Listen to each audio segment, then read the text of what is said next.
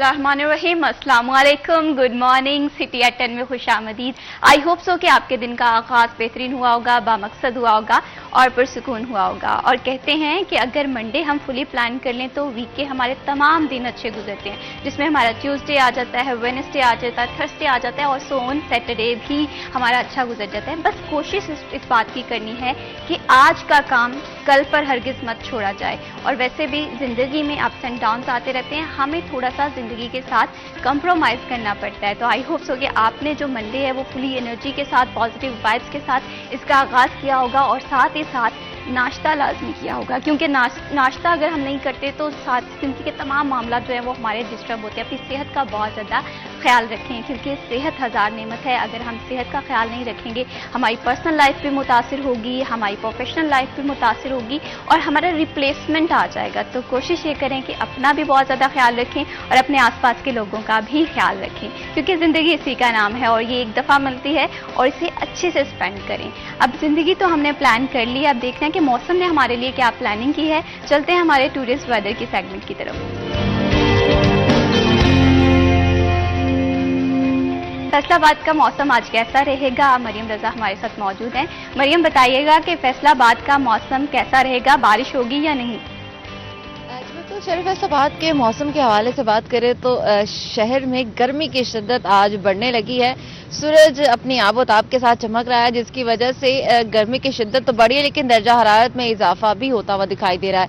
दर्जा हरारत के हवाले से बात करें तो गुज़िश्ता कई दिनों से शहर फैसलाबाद में इसी तरह से गर्मी का जोर बरकरार है और दर्जा हरारत भी बढ़ रहा है। आज कम से कम दर्जा हरारत 25 डिग्री सेंटीग्रेड रिकॉर्ड किया गया है, जबकि ज़्यादा से ज़्यादा 38 डिग्री रहने का इम्कान है, जबकि महसूस जो है वो 40 डिग्री से ज़्यादा किया जाएगा, क्योंकि मानसून के मौसम के अंदर हवा में नमी का तनासुब भी बढ़ता है और आज भी हवा में नमी का तनासुब 61 डिग्री फीसद तक जो है वो रिकॉर्ड किया गया है। और जैसे जैसे दिन गुजरता जाएगा तो इस नमी के अंदर, ह्यूमिडिटी के अंदर इजाफा जो है वो मजीद होगा, जिसकी वजह से गर्मी की शिद्दत भी ज़्यादा महसूस की जाएगी। इस वक्त हवाएं 3 किलोमीटर फी घंटा की रफ्तार से चल रही हैं। ये चलने वाली हवाएं सुबह के औकात में तो महसूस होती हैं और मौसम को कतरे बेहतर भी महसूस करवाती हैं, लेकिन दिन गुजरने के साथ इसमें कमी भी आती है, हवाएं साकिन होती हैं और गर्मी की जो तपिश है वो भी बढ़ जाती है। महकमा मौसमियात के मुताबिक आइंदा 24 घंटों के अंदर बारिश का कोई भी इम्कान नहीं है, जबकि मौसम इसी तरह से गर्म और खुश्क रहेगा। नमी इसी तरह से बढ़ती चली जाएगी। तो इस सूरत हाल के पेश नज़र तिबी माहिरीन का कहना है कि एहतियात बहुत ज़्यादा ज़रूरी है। पहले तो पानी का इस्तेमाल ज़्यादा से ज़्यादा करें और गैर ज़रूरी सफ़र से परहेज़ करें, क्योंकि मौसम जो है वो गर्म होता चला जा रहा है। इसके अंदर पानी का इस्तेमाल बहुत ज़्यादा ज़रूरी है और गैर ज़रूरी सफ़र जो है उसको कम से कम कोशिश करें कि वो 6 बजे के बाद रखा जाए। लेकिन चूँकि अब स्कूल और कॉलेजेस खुलने वाले हैं तो बाइक पर सफ़र करने वाले अफराद, ख़ास तौर पर जिनके साथ बच्चे मौजूद हैं, वो सर को ढांप कर रखें ताकि अपनी एहतियात कर सकें। और यूनिवर्सिटीज़ और कॉलेजेस जाने वाली लड़कियां जो हैं वो ख़ास तौर पर छतरी का इस्तेमाल करें, काले चश्मे का इस्तेमाल करें, ताकि ख़ुद को शदीद गर्मी की लहर से बचा सकें। जी, बहुत शुक्रिया मरियम, तफसीलात से आगाह कर रही थी।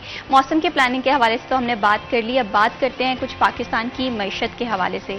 मईशत जो है वो पाकिस्तान की अहम किरदार अदा करती है डेवलपमेंट में, और इसी के साथ साथ आज हम समझेंगे कि बजट के पॉजिटिव असरात किस तरह से एक आम आदमी तक पहुँच रहे हैं, नेगेटिव असरात क्या हैं, IPPs को दी जाने वाली जो कैपेसिटी पेमेंट्स हैं वो किस तरह एक आम इंसान की जेब पर बोझ बन रही हैं। इन तमाम पहलुओं को डिस्कस करेंगे, लेकिन इन टॉपिक्स पर बात करने से पहले हमारे जो आज के खास मेहमान हैं उनका तारुफ करवा दूँ। आज हमें स्टूडियो में ज्वाइन किया है सिटी 41 के सीनियर रिपोर्टर अब्दुर्रहमान ने। अस्सलाम वालेकुम। वालेकुम सलाम। कैसे हैं अब्दुर्रहमान? अल्लाह का शुक्र, आप सुनाएं। अल्हम्दुलिल्लाह मैं बिल्कुल ठीक। Thank you so much Abdurrahman for joining us in this program. Abdurrahman के साथ ही हमें ज्वाइन किया है अहमद शेख साहब ने। आप इकोनॉमिस्ट हैं, इनसे पाकिस्तान की मईशत की मौजूदा सिचुएशन पर भी बात करेंगे। अस्सलाम वालेकुम, कैसे हैं अहमद साहब? बहुत शुक्रिया, आपने अपनी कीमती वक्त से टाइम निकाला हमारे लिए। तो सबसे पहले अब्दुर्रहमान आपसे गुफ्तगू का आगाज़ करना चाहूँगी। अगर हम मौजूदा सिचुएशन को देखें, IPPs को दी जाने वाली पेमेंट, आमतौर पे तस्वुर ये किया जाता है और एक आम इंसान के शहरी के जहन में भी सवाल आता है कि ये अवाम की जेब पर बोझ है। आप इस चीज़ को किस तरह से देखते हैं? मैं भी देखिए, जब ये बिजली का बहरान पाकिस्तान में शुरू हो रहा था तो तब ये इंडिपेंडेंट पावर प्रोड्यूसर्स को मुतारफ़ करवाया गया था कि जिसमें इनको इस शर्त पे इन्होंने इन्वेस्टमेंट की थी बिजली के मंसूबों में कि यहाँ पर इनके पास जितनी भी कैपेसिटी होगी उसके मुताबिक जो है वो गवर्नमेंट बिजली परचेज करेगी और इनको पैसे देगी। अब गवर्नमेंट बिजली परचेज करे या ना करे, इनको पैसे देने ही बिल्कुल। देने हैं। यहाँ तक तो बात ठीक थी, फिर इसकी पेमेंट्स डॉलर्स में तय कर दी, फिर हमने दीगर शराइत जो है वो इस हवाले से कर दी कि उसमें गवर्नमेंट को या पब्लिक को बेनिफिट ना हो बल्कि IPPs मालकान को हो। और सबसे जो है इसकी खतरनाक बात ये थी कि इसमें बहुत सारे लोग वो शामिल थे जो हुकूमती सेटअप का हिस्सा होते हैं या जो हमारे एलीट का हिस्सा होते हैं, हमेशा ही वही लोग इसमें शामिल रहे और उन्होंने इस पे मज़ीद इसको जो है वो महफूज बनाने के लिए या इसको सिक्योर बनाने के लिए इसमें बैन अवी गारंटियर भी डाल लिए या दूसरे ममालिक से भी लोग डाल लिए ताकि हम इस मंसूबे से ना निकल सकें। और सबसे अहम बात यह है कि कभी भी कोई भी हुकूमत इस प्रोजेक्ट से निकलना भी नहीं चाहती थी, क्योंकि यहाँ पर जितनी पैसे IPPs में कमाए हैं IPPs मालकान ने या उससे रिलेटेड लोगों ने, ये दुनिया के शायद ही किसी बिजनेस में लोगों ने कमाए हों। कि यहाँ पर आप समझ लें कि पाकिस्तान की अभी यहाँ पर जो मौजूदा बदहाली है, पाकिस्तान की मुआशी बदहाली है, पाकिस्तान के लोगों को बिजली के बिलों ने मारा हुआ है, हमारी एक्सपोर्ट मुकम्मल तौर पर जो है वो रुक चुकी है, या हमारी जो मैन्युफैक्चरिंग इतनी ज़्यादा महंगी हो चुकी है कि उससे ज़्यादा सस्ती चीज़ें हमें चाइना से ऑनलाइन तरीके से बिल्कुल मिल इसी जाती तरह हैं। से दुनिया हमें सस्ती चीज़ें डंप कर रही है इस मुल्क में, और यहाँ पर कोई भी चीज़ मैन्युफैक्चर करना मुमकिन नहीं रहा। कोई भी चीज़ अगर कोई भी बंदा अगर यहाँ पर बना रहा है, प्रोडक्शन कर रहा है, तो बहरहाल उसके पीछे बहुत सारा उसकी कई सालों की मेहनत है या बहुत सारा उसके पास फंड मौजूद है। मौजूदा सूरत हाल में कोई भी नया कारखाना लगाना, नई कोई भी इंडस्ट्री लगाना इस IPP की वजह से जो है वो मुमकिन नहीं रही। बिल्कुल इसी और तरह इसकी से सबसे ज़्यादा जो गारंटी है वो हुकूमत है इसकी गारंटियर कि पब्लिक से पैसा लेकर IPPs मालकान को दिया जाता है और बाद में फिर कमीशन की मद में कहाँ यही हाल है। देखिए हमारी टेक्सटाइल इंडस्ट्री कहाँ पर खड़ी है, खित्ते में सबसे ज़्यादा जो कॉस्ट है एनर्जी की वो पाकिस्तान को पड़ रही है, जिसकी वजह से इंडस्ट्रीज परेशान है, टेक्सटाइल इंडस्ट्री के मालिकान परेशान है, आम आवाम को रोज़गार उस तरह से नहीं मिल रहा। तो अहमद शेख साहब आपसे मैं ये जानना चाहती हूँ, अगर हम IPPs की मौजूदा कैपेसिटी पेमेंट्स को देखें और एक आम शहरी की ज़रूरियात को देखें तो यकीनन हर शहरी के जहन में एक ही सवाल आता है कि ये हमारी जेब पे बोझ है। आप इस चीज़ को किस तरह से देखते हैं बीइंग एक्सपर्ट? शुक्रिया, बड़ा एक इम्पॉर्टेंट और इस वक्त पे जो है इसकी बड़ी ज़रूरत है इस तरह के पॉइंट्स को और टॉपिक्स को डिस्कस करने की। तो ये जो IPPs का है, इसको समझने के लिए ना कुछ बड़े फंडामेंटल फैक्टर्स हैं, उसको समझना बड़ा ज़रूरी है। सबसे पहले ये है कि जैसे अब्दुल रहमान साहब ने बताया कि ये IPPs ने इंटरनेशनल गारंटर और वो रखे, ये बिल्कुल सही बात है, लेकिन इसमें एक बड़ा ना क्रूशियल पॉइंट ये है कि जब यहाँ पे ये IPPs लगाई जानी थी तो गवर्नमेंट ने खुद अपने बैंक्स को कहे कि इनको सस्ते कर्जे दिलवाए, जिसकी कैपेसिटी मिसाल के तौर पे 1 मेगावाट बनती थी, उसने अपनी कैपेसिटी डिक्लेयर ही 4 मेगावाट 5 मेगावाट की और फिर ये मुआहदे किए कि जी कैपेसिटी पेमेंट भी लेंगे। मतलब जितनी वो प्रोड्यूस कर सकते थे उससे 4 गुना 5 गुना उन्होंने पहले डिक्लेयर की, ठीक है। फिर वो जो 4 गुना 5 गुना की भी पेमेंट ले रहे हैं। अब इसकी अमाउंट अगर आप देखें तो सारी कौम परेशान हो जाएगी। 2.8 ट्रिलियन 2800 अरब रुपया सालाना सिर्फ और सिर्फ कैपेसिटी पेमेंट की मद में जा रहा है, और टोटल बिल कितने हैं?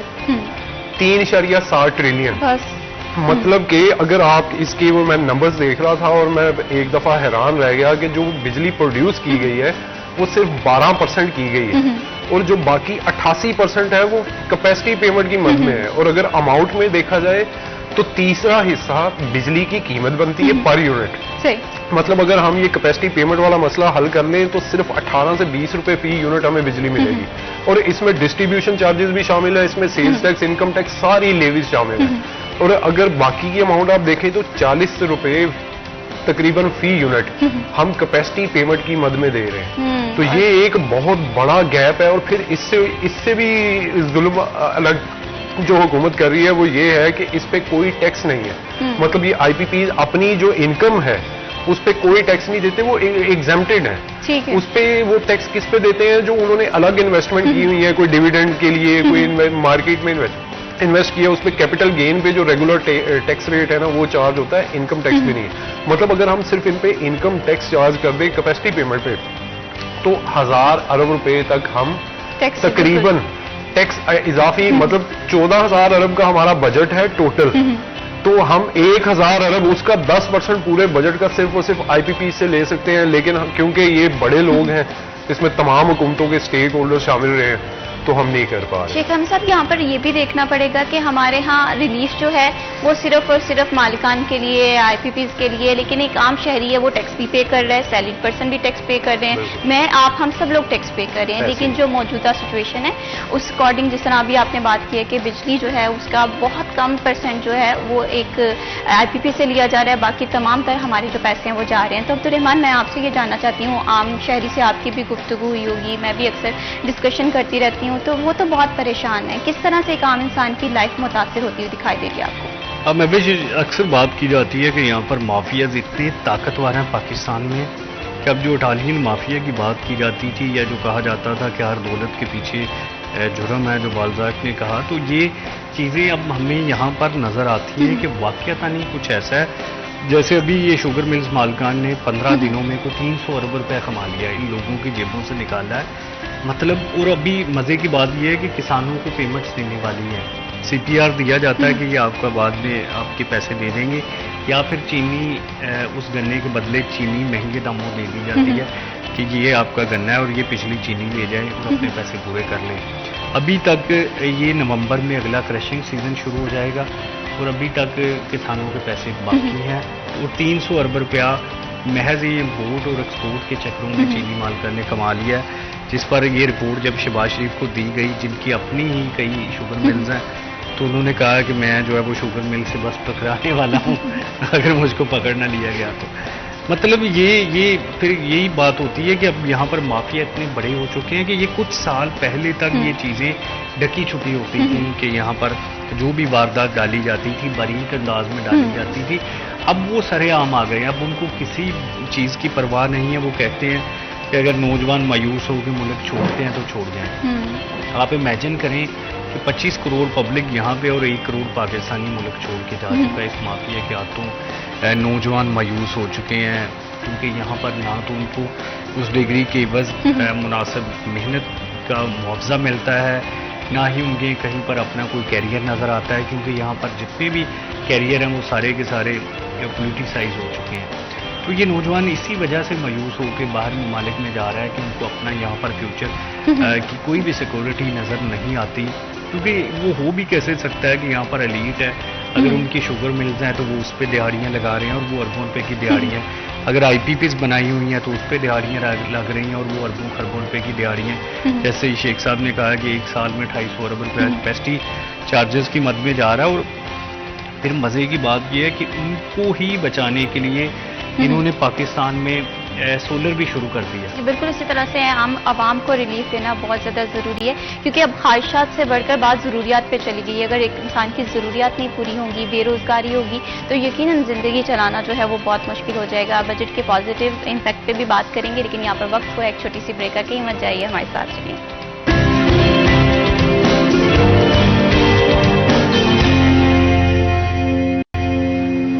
सिटी एट 10 में वंस अगेन खुशामदीद। बात कर रहे थे बजट के आफ्टर शॉक्स पे, जिसपे एक आम इंसान की ज़िंदगी जो है वो मुतासिर दिखाई दे रही है। इसमें मैं आप हम सब कहीं ना कहीं हमारी ज़िंदगी जो है वो फाइनेंशियल सर्कल के इर्द गिर्द घूमती है। ऐसे में एक आम इंसान की बहुत ही छोटी छोटी सी ज़रूरियात हैं और उन ज़रूरियात को पूरा करने के लिए हुकूमत किस तरह से इकदाम करिए, इस पहलू को भी देखना और समझना बहुत ज़्यादा ज़रूरी है। ब्रेक पे जाने से पहले हम बात कर रहे थे कि IPPs को दी जाने वाली रकम किस तरह से एक आम इंसान की जेब पर बोझ बन रही है। लेकिन अब सवाल यहाँ पर यह आता है कि हुकूमत इन माहिदों को सस्ता करने के लिए क्या इकदाम कर रही है। हमारे साथ मईशत के एक्सपर्ट भी मौजूद हैं।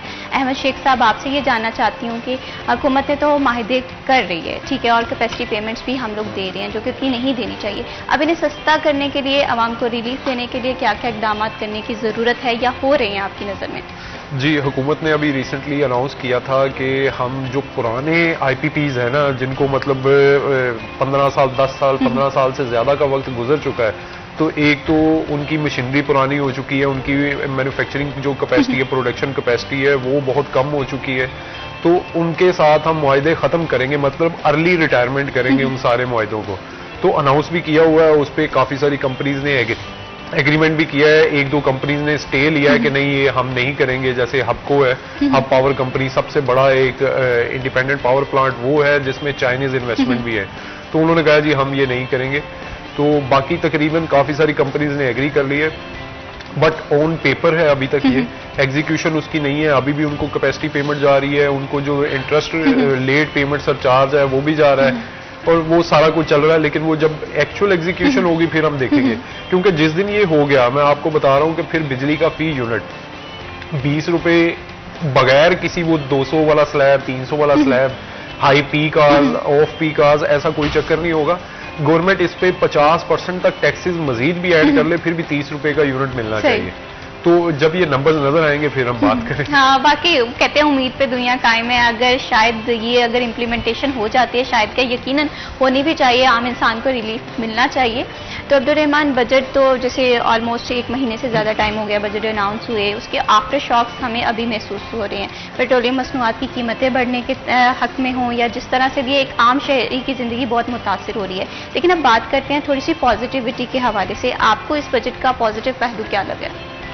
महवेश, देखिए, पॉजिटिव के हवाले से तो कोई अच्छी खबर इसमें नहीं है, क्योंकि ये सारा का सारा IMF का बजट था और उसमें ये सारी चीज़ें तय थी कि किस तरह से टैक्सेशन करनी है। तो बुरी खबर ये थी कि सैलरीड पर्सन को मजीद जो है वो टैक्स नेट का निशाना बनाया गया। पेट्रोलियम डेवलपमेंट लेवी जो है फ्यूल पे इम्पोज करते हैं, उसमें मजीद इजाफा किया गया। इस बार जो है वो आलमी मार्केट में फ्यूलिंग प्राइस कम हुई तो उस पर 2.5 रुपये आपने मजीद ऐड कर दिया, और ये प्लान है कि शायद 100 रुपये जो है वो इस बजट में जो है वो आपने इम्पोज करना ही करना है।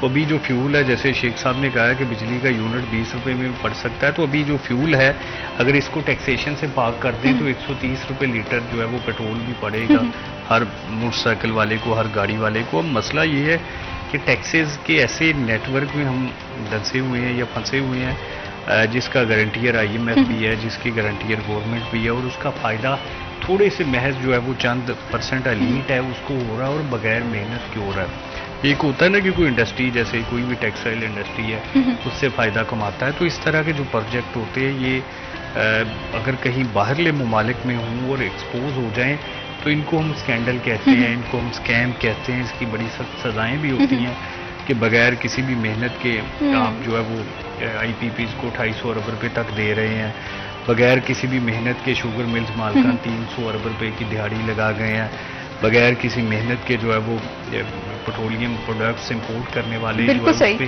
फ़ायदा उठाते हैं। तो ये सारे कुछ बाहर ममालिक में स्कैंडल्स होते हैं, और हमारे इधर हुक्मरान पार्टी या जो रूलिंग एलीट है वो इससे प्रॉफिट कमा रहे होते हैं और मज़ीद दिन ब दिन अमीर हो रहे होते हैं। और जो हमारी गरीब क्लास है या जो लोअर क्लास है, मिडिल क्लास है, वो मज़ीद जो है वो अपनी नीचे की गहराई में जो है वो जा रही होती है, पस्ती में जा रही होती है।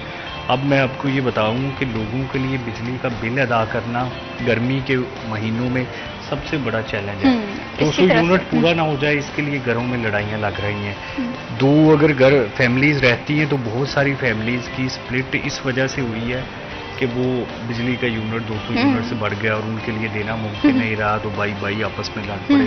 बहुत सारे लोग बिल अदा ना करने की वजह से सुसाइड कर रहे हैं, कर्जे उठा रहे हैं, अपने एसेट बेच रहे हैं, बाइक्स बेच रहे हैं, मोबाइल बेच रहे हैं। इस तरह के गांव देहात में जो है वो जानवर बेच के भी बिजली के बिल अदा किए जाते हैं। ये मैं उनकी बात कर रहा हूँ जो AC नहीं यूज़ करते, जो महज बेचारे पंखा यूज़ करते हैं और उनके 200 यूनिट से एक्सीड हो जाते हैं। क्योंकि अगर घर में डीप फ्रीजर है, अगर घर में मोटर चल रही है, इस्त्री चल रही है, तो 200 यूनिट तो कहीं नहीं गया। आम घरों में जो दरमियाने से घर है, जिनको हम लोअर मिडिल या मिडिल क्लास कहते हैं, उनके घरों में 600-700 यूनिट तक चलता है। जो अपर मिडिल है वो 1000 यूनिट तक चली जाती है। तो इससे आप अंदाज़ा लगा लें कि गर्मी, और जो हमारी गर्मी है फैसलाबाद की, मतलब इतनी शदीद गर्मी आपको शायद ही किसी और जिले में मिलेगी ना। मौसम भी बहुत चेंज फिर हो गया। हबस है इसमें बहुत ज़्यादा। तो इसमें AC के बगैर रहना, जो स्पेशली जैसे वाइट कॉलर जॉब वाले लोग हैं या उन घरों में जो अपर मिडिल क्लास है या मिडिल क्लास है, मुमकिन नहीं है। क्योंकि दरख्त भी नहीं है यहाँ पे, तो फिर लाजमी AC चल जाता है। तो फिर जब AC चलता है 1000 यूनिट आता है तो ये बिजली का बिल जो है वो लाखों तक चला जाता है। तो आप समझ लें कि जो कोई बिजनेस कर रहा है वो थोड़ा बहुत अफोर्ड कर रहा है, या किसी की अच्छी सैलरी है तो वो थोड़ा बहुत अफोर्ड कर रहा है। इसी वजह से मैं ये कहता हूँ कि ये गवर्नमेंट हालात इस नहज पर ले आई है कि अब जो है वो करप्शन इज न्यू नॉर्मल इन पाकिस्तान। बिल्कुल। अब इसमें जो लोग सैलरीड पर्सन लोग हैं या बिजनेस वाले 2 नंबरी करते हैं या ठेकेदार करप्शन करता है, तो वो इस वजह से करता है कि वो अपनी यूटिलिटी बिल्स पूरे कर ले, वो अपने यूटिलिटी अखराजात पूरे कर ले। क्योंकि अभी यहाँ पर गवर्नमेंट तो सुई गैस का बिल मैं आपको बता दूं कि जो इससे पहले 200-250 रुपये आता था कुछ साल पहले, अभी वो 2000-3000 तक आ रहा है। और अब उस पर भी petroleum development levy tax impose करने की तैयारियां हो रही हैं कि 100% तक कर दिया जाए, ताकि कम से कम जो बिल है वो भी 4-5 हज़ार रुपये तक चला जाए। फिर इसी तरह से उसमें भी स्लैब सिस्टम मुतारफ़ करवाया जा रहा है। फिर LPG इंट्रोड्यूस करवाने का प्लान है कि जो लोग जिनके अभी मीटर नहीं लग पा रहे और बाहर से हम LPG इम्पोर्ट करते हैं, तो सेम उसी रेट पर या मज़ीद उसमें पेट्रोलियम डेवलपमेंट लेवी जो है वो ऐड करके मज़ीद टैक्सेशन उसकी करके फिर लोगों तक मुहैया की जाए। तो ये समझ लें कि कोई मुझे तो इस बजट में कोई अब्दुर्रहमान, आपकी खुशखबरी बात नहीं से नजर मुझे आ रही। गैस के बिल से याद आया जो हाँ। हमारे घर का बिल है। हालांकि हम बाहर से खाना ऑर्डर करते हैं, मैं थोड़ा सा ये प्रेफर करती हूँ कि खाना बाहर से ऑर्डर कर लिया जाए। और जब गैस का बिल आता है 2000-3000, तो मैं ये सोच में पड़ जाती हूँ कि ये बिल आखिर आ कहाँ से रहा है, गैस तो यूज़ नहीं हो रही। और मैं ये सोचती हूँ कि एक आम इंसान, आम शहरी, उसकी ज़िंदगी में ये चीज़ कितनी मुतासिर हो रही होगी। बिल पे करना आजकल के दौर में सबसे बड़ा सवाल है, इलेक्ट्रॉनिक हो, गैस का हो। और क्योंकि इसकी मद में भारी टैक्सेस जो हैं वो एक आम इंसान की जेब पे डाल दिए जाते हैं, तो यकीनन एक ज़िंदगी चलाने के लिए बहुत सारे फैक्टर्स होते हैं। घर का किराया देना होता है, बिजली के बिल, पेट्रोलियम मसनूआत। तो ऐसे में एक आम शहरी आखिर जाए तो जाए कहाँ? ये सवाल जो है, ये बुनियादी सवाल हर इंसान के जहन में आ रहा होता है। तो यहाँ पर अहमद शेख साहब, आपसे भी मैं जानना चाहती हूँ, कहा यह जा रहा था जब ये बजट अनाउंस हुआ कि ये टैक्सेशन नहीं है, इसमें टैक्स फ्री बजट है। आपकी नज़र में क्या वाकई ये टैक्स फ्री बजट है? टैक्स फ्री बजट है या नहीं, इसका आप सिंपल ये देख लें कि जो पिछला साल था हमारा तकरीबन 13 ट्रिलियन का हमारा टोटल बजट था। इस दफ़ा 14.1, मतलब तकरीबन 10% मजीद इंक्रीज़ हुआ है। और वो जो 10% इंक्रीज़ हुआ है वो टैक्सेस की मद में ही हो रहा है। तो टैक्सेस में जो है काफ़ी इजाफा हुआ है इसमें। मतलब जैसे मैंने अभी बताया कि IPPs पे टैक्स ही नहीं है, वो कहते हैं ये तो नेक पवित्र लोग हैं, इन पे टैक्स नहीं होना चाहिए। किस पे टैक्स होना चाहिए? उन्होंने कहा ये जो अभी नई नई इंडस्ट्री ग्रूम की है ना, ई-कॉमर्स, ऑनलाइन बिजनेस कर रहे हैं, जो लड़कियां अभी मतलब जॉब नहीं कर सकती, उन्होंने सोचा कि छोटा मोटा अपना सेटअप ऑनलाइन कर लें। इसी तरह बहुत सारे लोग हैं जो जॉब नहीं कर सकते या जिनके पास बहुत कम सरमाया है, वो क्या करते हैं, छोटे से सरमाए के साथ ऑनलाइन बिजनेस शुरू कर देते हैं। तो अभी ये इंडस्ट्री कोविड के बाद स्टार्ट हुई थी, उसमें ग्रूमिंग आ रही है, उसमें लोगों को अवेयरनेस आ रही है, अभी उनको पता चल रहा है ऐड कैसे चलाना है। तो अभी ये ग्रोइंग फेज पे है और गवर्नमेंट ने कह दिया जी कि इस पे 2% फाइनल सेल्स टैक्स होगा, 2% इनकम टैक्स होगा। और फिर ये कोरियर कंपनीज को कहा है कि ये डिडक्ट करके इनके पूरे साल का जो रिकॉर्ड है वो भी आपने FBR को देना है। मतलब कि टेक्निकली 1 से 2 साल में वो इन सबको कहेंगे कि आप सबने फाइलर भी होना है, आप सबने सेल्स टैक्स में भी एक्टिव होना है। फाइलर तो खैर अभी भी कह दिया उन्होंने, सेल्स टैक्स में भी अपनी रजिस्ट्रेशन करवानी है। जो सेल्स टैक्स में रजिस्टर्ड हो जाएगा फिर समझ लें कि वो बेचारा बिजनेस करने के काबिल नहीं रहता, क्योंकि उसकी रिक्वायरमेंट्स इतनी ज्यादा है कि आपने परचेज पक्की करनी है। मार्केट में आपको जो रजिस्टर्ड परचेज है वो अवेलेबल नहीं होती, फिर वो फ्लाइंग इनवाइसेस वाले चक्कर शुरू हो जाते हैं, फिर उस पर भी FBR कहता है कि ये नहीं होना चाहिए। तो एक स्टेप बाय स्टेप चीज होती है कि आप जो ग्रो किए हुए सेक्टर हैं, मेच्योर सेक्टर्स हैं, उन पे आपने टैक्स नहीं लगाया। रिटेल सेक्टर है, बहुत सारी इंडस्ट्रीज के हैं। अगर आप देखें रिटेल पूरे पाकिस्तान में सबसे बड़ी इंडस्ट्री या सेक्टर है, उसका 10% भी लोग सेल्स टैक्स में, इनकम टैक्स में रजिस्टर्ड नहीं है, उनको नहीं को पकड़ता। अब घूम फिर के उन लोगों को पकड़ा जाता है जो इजीली, जिसको टारगेट किया जा सकता है, या जो ऑलरेडी फाइलर है वो कहते हैं इन्हीं पे बर्डन और डाल के ना बाकी लोगों का भी जो है हिस्सा इन्हीं से वसूल कर लिया जाए। तो इस तरीके से ईज ऑफ डूइंग जो बिजनेस वाला कॉन्सेप्ट है वो तो खत्म हो रहा है। फिर बाकी की इंडस्ट्रीज और बिजनेस के क्राइसिस ऑटोमेटिकली आने। और अभी आप जिस मर्जी इंडस्ट्री के, जिस मर्जी सेक्टर, जिस मर्जी बिजनेस के बंदे से पूछ लें, वो आपको बताएगा कि बिजनेस के जो है क्राइसिस बहुत ज्यादा है, मार्केट में पैसा ना होने के बराबर है।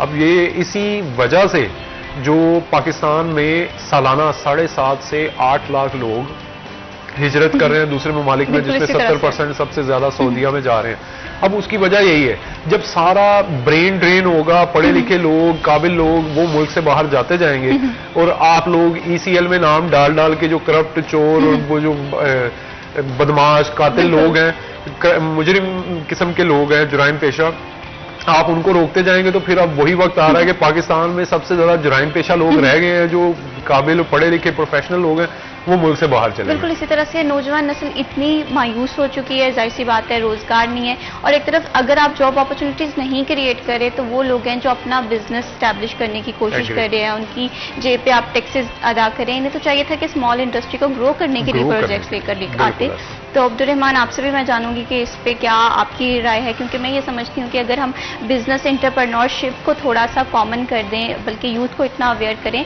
तो ये जो अपॉर्चुनिटीज क्रिएट करना है ये हमारे नौजवान नस्ल के हाथ में हो जाएगा और मुल्क जो है वो ग्रो करेगा। फर्दर भी बजट के हवाले से बात करेंगे, लेकिन यहाँ पर वक्त हुआ एक छोटी सी ब्रेक का, कहीं मत जाइए, हमारे साथ रहिए।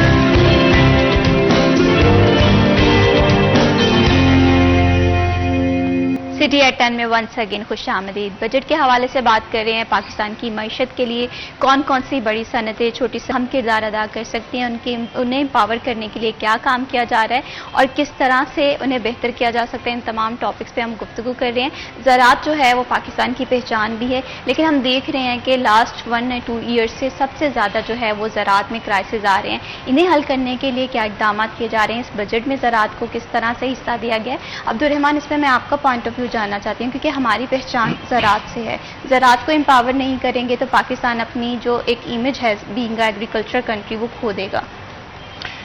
मुझे लगता है कि ये पहचान जो है वो नहीं है, अब खो चुका है। क्योंकि आपने गंदम तब मंगवाई जब यहाँ पर आपके किसान की गंदम बिल्कुल तैयार थी, और उसके मुकाबले में यूक्रेन से और दूसरे ममालिक से उस तरह की गंदम मंगवाई कि मेरा एक दोस्त अयूब रिसर्च का जब वो गंदम देख के आया कि वो किस नौइयत की है, तो उसमें एक में जो है हमारी जो है वो पंजाब की गंदम थी, वो बता रहा था कि बड़ी एक्सीलेंट थी। एक और सूबे की गंदम थी जो बड़ी दरमियाने से लेवल की थी, और एक बिल्कुल गैर मैरी गंदम थी, वो पता चला था कि वो बाहर से आई है। तो ये सूरत हाल है कि यहाँ पर बदतरीन गंदम इस गंदम के मुकाबले में जो बड़ी अच्छी है, बड़ी बेहतरीन है, महंगे दामों मंगवा के किसान को आपने ख्वार किया, किसान की गंदम लेने से इनकार किया, जिसका नतीजा ये निकला कि गंदम अभी भी उसके घरों में 2 साल पुरानी पड़ी हुई है और उसे समझ नहीं आ रही इसका वो क्या करे। अभी कमाद की मैं पहले ही बता चुका हूँ कि कमाद के किसानों को पैसे अभी तक शुगर मिल्स की जानब से नहीं दिए गए, जिन्होंने उसके बदले में चीनी लेके बाहर दुकानों पे बेच दी, वो एक्सेप्शनल केसेस है। ज़्यादातर केसेस में अभी तक जो है वो किसानों के पैसे बाकी रहते हैं। फिर उसके बाद अभी जो है वो बरसात का सीज़न आपको चल रहा है, तिल की फसल मुकम्मल तौर पर तबाह बर्बाद हो गई है, कपास की फसल बड़ी डैमेज हुई है, और कपास का जो रेट है वो भी गवर्नमेंट ने निकालने से इनकार कर दिया है, और किसानों को आड़तियों के रहमो करम पे छोड़ दिया है। आड़ती ही रेट डिसाइड करेंगे, जितने में उनका दिल करेगा वो चीज़ ले लेंगे, और उसके बाद किसान मजबूर होगा, क्योंकि किसान के पास होल्डिंग पावर नहीं है। और ये मैंने नतीजा निकाला है इतने सालों में कि चाहे आप कुछ भी कर रहे हैं, अगर आपके पास होल्डिंग पावर नहीं है तो फिर आप मार्केट के रहमो करम पर मजबूर होते हैं। किसान को रहमो करम पर छोड़ दिया है आड़तियों के, क्योंकि आड़तियों के पास होल्डिंग पावर्स है, आड़तियों के पास गोदाम है, आड़तियों के पास पैसे हैं, और वो जो है वो सीज़न में चीज़ लेते हैं, उसके बाद महंगी करके बेच देते हैं। इसकी अभी मैं आपको मिसाल देता हूँ कि आप ये जो प्याज है ये 20-30 रुपये अगर बाहर रेडी पे फ़रोख्त हो रहा है, तो ये मंडी में 10 रुपये किलो फ़रोख्त हो रहा है, और किसान से 5 रुपये किलो लिया गया। यानी कि जो चीज़ किसान मंडी में लाता है, अगर वो वहाँ पे 10 रुपये बेचता है तो वो मार्केट में 100 रुपये बिक रही है। बिल्कुल इसी तरह से इतना ज़्यादा डिफरेंस होता है रेडी वालों का, मंडी वालों का, जो बीच के लोग जिनको हम मिडल मैन कहते हैं। तो ये वही मिडल मैन है जो हर कारोबार में पैसा कमा रहा है, रिटेलर्स है जो पैसे कमा रहे हैं, जो मैन्युफैक्चरिंग कर रहा है, या जो बंदा कोई भी चीज़ उगा रहा है, जो है वो किसान है, वो सारे के सारे नुकसान में चल रहे हैं। टैक्सेशन की भरमार है, गवर्नमेंट कोई चीज़ खरीदने के लिए तैयार नहीं है, बिल्कुल उनको लावारस छोड़ दिया गया। अभी सैलाब की वजह से फसलें बर्बाद हो रही हैं, अभी नुकसान हो रहे हैं। किसानों को फिर जो बैंकों से रिलीफ दिए जाते थे वो ख़त्म कर दिए गए हैं, ट्यूबवेल पर जो रिलीफ दिया जाता था वो ख़त्म कर दिया गया, और ट्यूबवेल का बिल भी जो है वो फिक्स कर दिया गया है कि आप वो पे करें, अपने यूज़ करें या ना करें, आपको बिल उसका पढ़ना ही पढ़ना है जो ट्यूबवेल है, ज़रूरी ट्यूबवेल लगाए हुए हैं। तो ये सारी वो चीज़ें हैं कि जिनकी वजह से आप अंदाज़ा कर लें कि एग्रीकल्चर बुरी तरह से मुतासर हो रही है। कोई भी किसान अपने बेटे को किसान नहीं बनाना चाहता, वो चाहता है कि वो शहर में जाके क्लर्क लग जाए, शहर में जाके कोई काम सीख ले, बाहर चला लेकिन जाए। अब्दुर्रहमान दूसरी जानब शहर आकर भी देखेगा बेचारा, तो यहाँ पर कोई अपॉर्चुनिटीज़ नहीं है, यहाँ पर स्मॉल इंडस्ट्री उस तरह से ग्रो नहीं कर रही, टेक्सटाइल इंडस्ट्री जो भी उसकी सिचुएशन है हम सब लोगों के सामने है, तो एक आम इंसान जाए तो जाए कहाँ। तो यहाँ पर मैं अहमद शेख साहब आपसे ये जानना चाहती हूँ कि हमने डिफरेंट सेक्टर्स के हवाले से बात की, तो अगर आप देखें कि इस बजट में सबसे ज़्यादा एम्पावर किस इंडस्ट्री को किया गया है ताकि आवाम उसकी इंपॉर्टेंस को समझे और कहीं ना कहीं उस चीज़ से इस्तेफादा हासिल कर सके। जी शुक्रिया। सबसे पहले तो आपने अभी कहा कि पाकिस्तान अपनी जो एग्रीकल्चरल आइडेंटिटी है वो ना खो दे, तो मैं आपको बता दूं कि ना हम अब इंडस्ट्रियल कंट्री हैं ना ही हम एग्रीकल्चरल कंट्री हैं। एग्रीकल्चरल कंट्री होने का मतलब ये होता है कि आप अपनी ज़रूरी अशिया दूसरे ममालिक को एक्सपोर्ट कर रहे हो, बट प्रैक्टिकली हो क्या रहा है, हम हर साल पाकिस्तान में गंदम भी इंपोर्ट कर रहे होते हैं। अब पहले चीनी हमें लग रहा होता जी कि गंदम की गन्ने की जो फसल है वो इतनी रिकॉर्ड हुई है कि हम दुनिया को एक्सपोर्ट भी कर देना 2-3 अरब डॉलर की, तो मजा ही मजा है। तो जब हम एक्सपोर्ट करते हैं फिर इन सबको याद आता है कि पाकिस्तान में चीनी एकदम इतनी ज्यादा कंज्यूम हो गई है कि अब जो 1 लाख टन हमने एक्सपोर्ट की थी ना, अब हमें 3 लाख टन इंपोर्ट करनी चाहिए।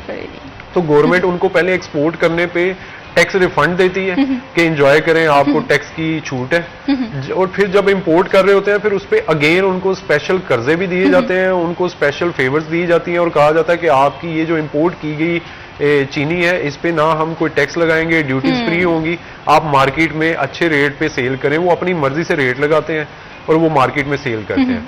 अगर वो रेट हुकूमत फिक्स भी कर देती है, उसमें सबसे ज्यादा जो मार्जिन श्रिंक होता है वो निकलता है, वो श्रिंक होता है रिटेलर का। बिल्कुल।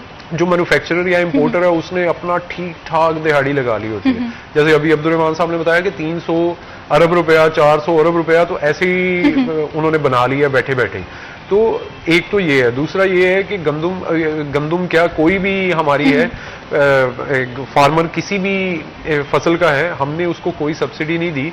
उनकी कॉस्ट का एक मेजर पोर्शन पानी या बिजली का जो इस्तेमाल होता है उसके लिए कोई स्पेशल रेट नहीं है, उसके लिए अद्वियात या फर्टिलाइजर इस तरह की चीजें इस्तेमाल होती हैं, उनकी कीमतें मुसलसल बढ़ रही हैं। तो जब उनको तमाम चीजों के रेट हाई पे करने पड़ रहे हैं, बाद में अचानक गवर्नमेंट कह दे कि हम गंदम का रेट कम रखेंगे ताकि लोगों को सस्ती गंदम और आटा मिले, तो वो सारा बोझ किसान पे डाला गया। अब अल्टीमेटली लोगों ने प्लान किया है, अपनी वो फसलें नहीं कर रहे, और वो क्या कर रहे हैं, वो भी अब जमीनें आगे दे रहे हैं कि इस पे भी हाउसिंग सोसाइटीज बने। तो आपकी एग्रीकल्चरल लैंड जो है वो बड़ी तेजी से हाउसिंग सोसाइटीज में बदली है और वजह यही है। तो ऐसे लगता है जैसे इंटेंशनल था। अब दूसरी तरफ इंडस्ट्री की बात करें कि किसको है, गवर्नमेंट ने इस बजट में ये दावा किया है कि हम एक्सपोर्ट लेड इकोनॉमी बनना चाहते हैं और इसलिए हम अपना पूरा फोकस एक्सपोर्ट पे कर रहे हैं। बट प्रैक्टिकली आप देखें तो एक्सपोर्टर के लिए 1 रुपए का रिलीफ नहीं है, ना उनके लिए बिजली का कोई स्पेशल रेट है, ना उनके लिए किसी और तरह की फैसिलिटी है, ईज ऑफ डूइंग है, उनके लिए कोई टैक्सेस में कोई मार्जिन रखा, कुछ भी नहीं रखा। और उसका नतीजा ये निकल रहा है कि आपकी जो टेक्सटाइल है 30 to 40% अगर कैपेसिटी मतलब हम उसको भी कवर कर लेना कि कैपेसिटी से कम पे प्रोडक्शन कर रहे हैं, तो 30 से 40% तक आपकी इंडस्ट्री बंद है। बिल्कुल इसी तरह से। और उसकी वजह वही है, वो कहते हैं डिमांड नहीं है, एनर्जी कॉस्ट। और एक एनर्जी कॉस्ट की वजह से मैं एक बहुत बड़ी कंपनी है उसके जीएम फाइनेंस के साथ बैठा डिस्कशन कर रहा था, तो उन्होंने कहा कि हमारे पास इतनी बड़ी कंपनीज के ऑर्डर हैं बाहर के, और हम प्लान ये कर रहे हैं, हमने वर्किंग ये निकाली है कि हम उनको पूरा नहीं कर सकेंगे, हमें लॉस होगा। तो वजह क्या है, वो कहते हैं जी बिजली का रेट इतना हाई है, दूसरा टैक्सेस में हमें जो है ना वो कोई रिलीफ नहीं है। तो ये दोनों चीजों की वजह से हम इस नहज पे हैं कि हमें शायद अपने ऑर्डर ड्रॉप करने पड़े। तो ये एक नहीं एक और कंपनी से डिस्कस हुआ, उनका भी यही था। तो टेक्निकली देखा जाए अभी तक वो ऑर्डर चल रहे हैं, एक्सपोर्ट बढ़ रही है। हमारी पिछले साल 1.5 अरब डॉलर की एक्सपोर्ट टोटल पाकिस्तान की बढ़ी है, लेकिन जो ये नंबर्स बता रहे हैं, ये लगता है कि जो ऑर्डर चल रहे हैं, क्योंकि वो 3-4 महीने के ऑर्डर इकट्ठे देते हैं 5 महीने के, अब वो जैसे ही कंप्लीट होंगे तो शायद ये एक्सपोर्ट्स के नंबर भी हमें ड्रॉप होते नजर आए। क्योंकि पाकिस्तान की कपड़े की पहचान जो है वो पूरी दुनिया में फेमस है। फैसलाबाद को मानचेस्टर इस वजह से कहा जाता था, यहाँ पर टेक्सटाइल इंडस्ट्री का हब हुआ करता था, लोग यहाँ पर आते थे। और अब हम देख रहे हैं कि यहाँ की टेक्सटाइल इंडस्ट्रीज मोस्टली बंद पड़ी हुई हैं। तो अब्दुर्रहमान की वाकई एक तशवीश की बात है, रिसर्च एंड डेवलपमेंट में काम नहीं हो रहा, एनर्जी कॉस्ट यहाँ पर ज्यादा है, खाम मटीरियल यहाँ पर महंगा है। तो ऐसे में चाइना, बांग्लादेश वो टेक्सटाइल इंडस्ट्री में काफी आगे बढ़ गए हैं। तो हम किस तरह से दोबारा से मैदान में वापस आ सकते हैं? अच्छा, ये मैं टेक्सटाइल वालों के हवाले से बता दूं कि अफ्रीका का रुख कर रहे हैं बहुत सारे हमारे जो टेक्सटाइल के लोग हैं ना, क्योंकि उधर बिजली बड़ी सस्ती है, आपकी मार्केट बड़ी है। एक बिजली है जो हमें जो है वो ले दे के बैठ गई है, इंडस्ट्री वालों को, एग्रीकल्चर वालों को, मैन्युफैक्चरर को, आम शहरियों को। बिजली के रेट्स हाई होने की वजह से लोग अपने यूनिट्स बांग्लादेश में, बांग्लादेश से निकाल के अफ्रीका और कुछ ममालिक में लेके जा रहे हैं कि यहाँ पर उन्हें लगता है कि वहाँ पे मार्केट भी बड़ी है और बिजली आपकी जो रेट्स है वो कम है और टैक्सेशन ना होने के बराबर है। तो अब इससे आप अंदाज़ा लगा लें कि यहाँ पर जो है वो, मैं आपको बताता हूँ, फ्यूल बेचने वाली कंपनीज बाहर जा रही बिल्कुल हैं, इसी तरह से फ्यूल का मसला है, मेडिसिन एनर्जी कंपनीज कोस्ट बाहर का जा मसला रही है। हैं, मेडिसिन बिल्कुल। कंपनीज छोड़ के जा रही हैं, क्रीम छोड़ के चली गई है, बहुत सारी इधर कंपनीज जिनका बिल्कुल fuel का- अब्दुर्रहमान, टेक्सटाइल इंडस्ट्री के हवाले से हम फर्दर भी आपसे बात करेंगे कि कौन से फैक्ट्स एंड फिगर्स हैं जिसकी वजह से हमारी टेक्सटाइल इंडस्ट्री जो है वो दिन ब दिन लो होती जा रही है और किस तरह से एम्पावर किया जा सकता है। अभी वक्त हुआ एक छोटी सी ब्रेक का, कहीं मत जाइए, हमारे साथ रहिए।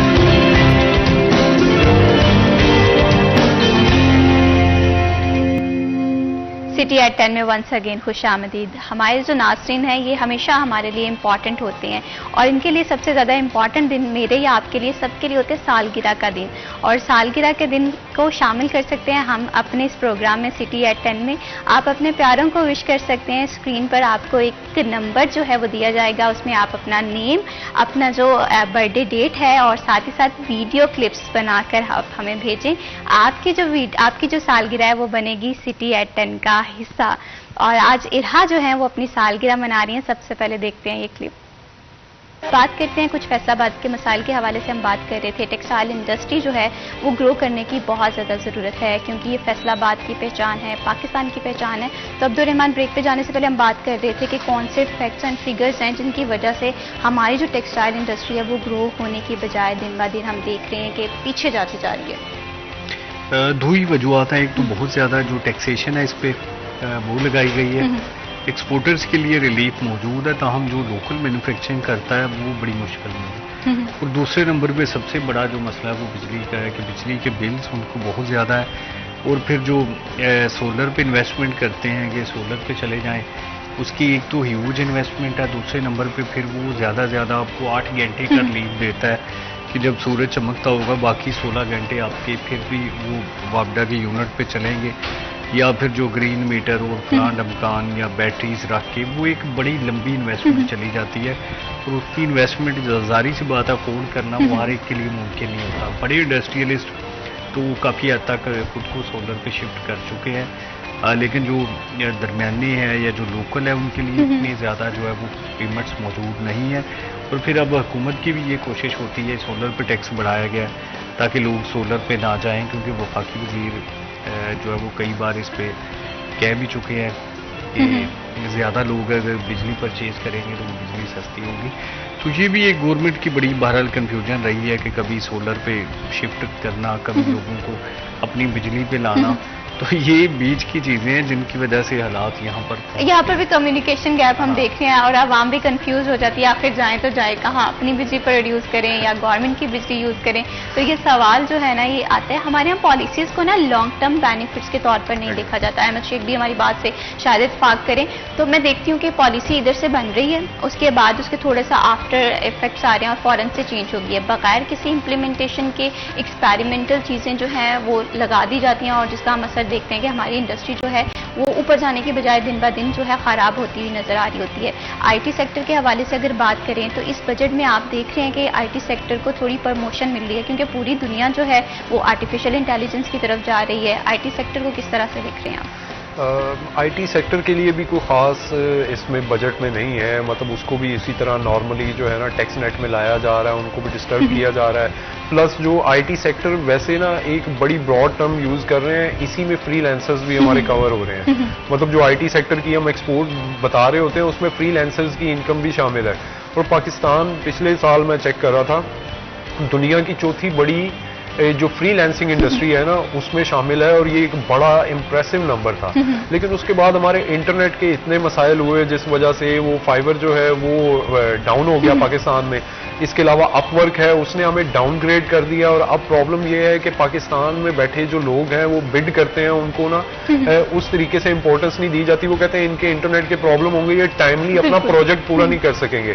तो इस वजह से बहुत सारे जो हमारे फ्रीलांसर्स हैं दुबई और सऊदीया में मूव किए, अपना वहां पे बैठ के अपनी जो करंट लोकेशन है वो वहां की शो करके ऑर्डर ले रहे हैं। तो वहां से वो रिपीटेडली, लेकिन ये है उनका प्लस पॉइंट ये है कि वो कहीं पे भी बैठ के काम कर सकते हैं, तो बार बार वो पाकिस्तान आते जाते रहते हैं, फैमिलीज इधर ही है उनकी। तो अल्टीमेटली उनको बेनिफिट ये है पाकिस्तान को कि उसका रेवेन्यू जनरेट जरूर हो रहा है, लेकिन पाकिस्तान की अपनी लोकेशन और वो जो उनको हालात या वो चीजें प्रोवाइड की गई है फैसिलिटीज, उसके वजह से नहीं है। दूसरा आपने टेक्सटाइल का कहा, तो पूरे पाकिस्तान में जो टेक्सटाइल की जो एम्प्लॉयमेंट है वो तकरीबन 2.5 करोड़ लोग हैं जो सिर्फ टेक्सटाइल में जॉब करते हैं। तो ये पूरे पाकिस्तान का जो तकरीबन 45% टोटल लेबर फोर्स है उसका नंबर है। तो ये इतना बड़ा सेक्टर है कि इसकी सिर्फ अगर ग्रोथ करी जाए तो इसमें एम्प्लॉयमेंट अपॉर्चुनिटीज बहुत है, क्योंकि इसमें मशीनरी से ज्यादा पाकिस्तान में लेबर वर्क पे काम किया जाता है, क्योंकि हमारा अपनी एक मिथ भी है और रियलिटी भी है। पाकिस्तान दुनिया में सबसे सस्ती लेबर का मुल्क माना जाता है, हालांकि ये कोई अच्छी चीज नहीं है, लेकिन चले ये अगर हम मान भी रहे हैं तो हम इसको यूटिलाइज करने के लिए टेक्सटाइल सेक्टर अपनी ऑटोमेशन पे नहीं जा रहा, वो बड़ी बड़ी जदीद मशीनरी नहीं मंगवा रहे। वो क्या कहते हैं, वो कहते हैं लेबर सस्ती है, इसी पे फोकस करते हैं। तो अब जब टेक्सटाइल इंडस्ट्री में बहरान आएगा तो ऑब्वियसली आपके 1.5-2 करोड़ लोग आसानी से वो बेरोजगार हो जाएंगे। तो जब वो 1.5-2 करोड़ लोग हैं वो क्या करेंगे, या वो ऑनलाइन बिजनेस का वो कोई सेटअप बनाएंगे अगर उनमें थोड़ी सी भी कैपेसिटी होगी, जो कि मोस्टली नहीं होगी, तो वो जराइम पेशा ही बनेंगे। मोबाइल स्नैचिंग, स्ट्रीट क्राइम्स, वो इसी तरह ही बढ़ेंगे। बहुत सारे लोग हैं, शेख हबीब तक जो है ये इस चीज में आ गए हैं, उनकी नौकरियां चली गई हैं, टेक्सटाइल इंडस्ट्री आदि फैसलाबाद की बंद पड़ी है। तो कहीं ना कहीं आम इंसान की जिंदगी बहुत मुतासर हो रही है। फ्रीलांसिंग आपने बहुत अच्छा ऑप्शन बताया कि इसमें जा सकते हैं, लेकिन कहीं ना कहीं उसके जो शॉर्ट टर्म्स हैं वो मौजूद हैं।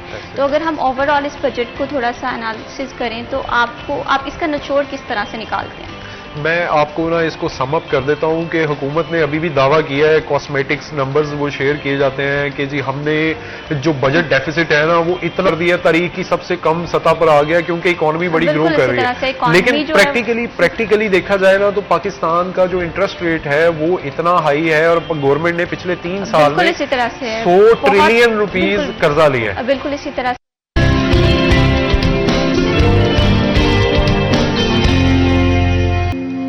सिटी एट 10 में वंस अगेन खुश आमदीद। बढ़ाते हैं प्रोग्राम को आगे, और घर में खातून खाना का सबसे बड़ा और अहम सवाल ये होता है कि आज क्या बनाया जाए।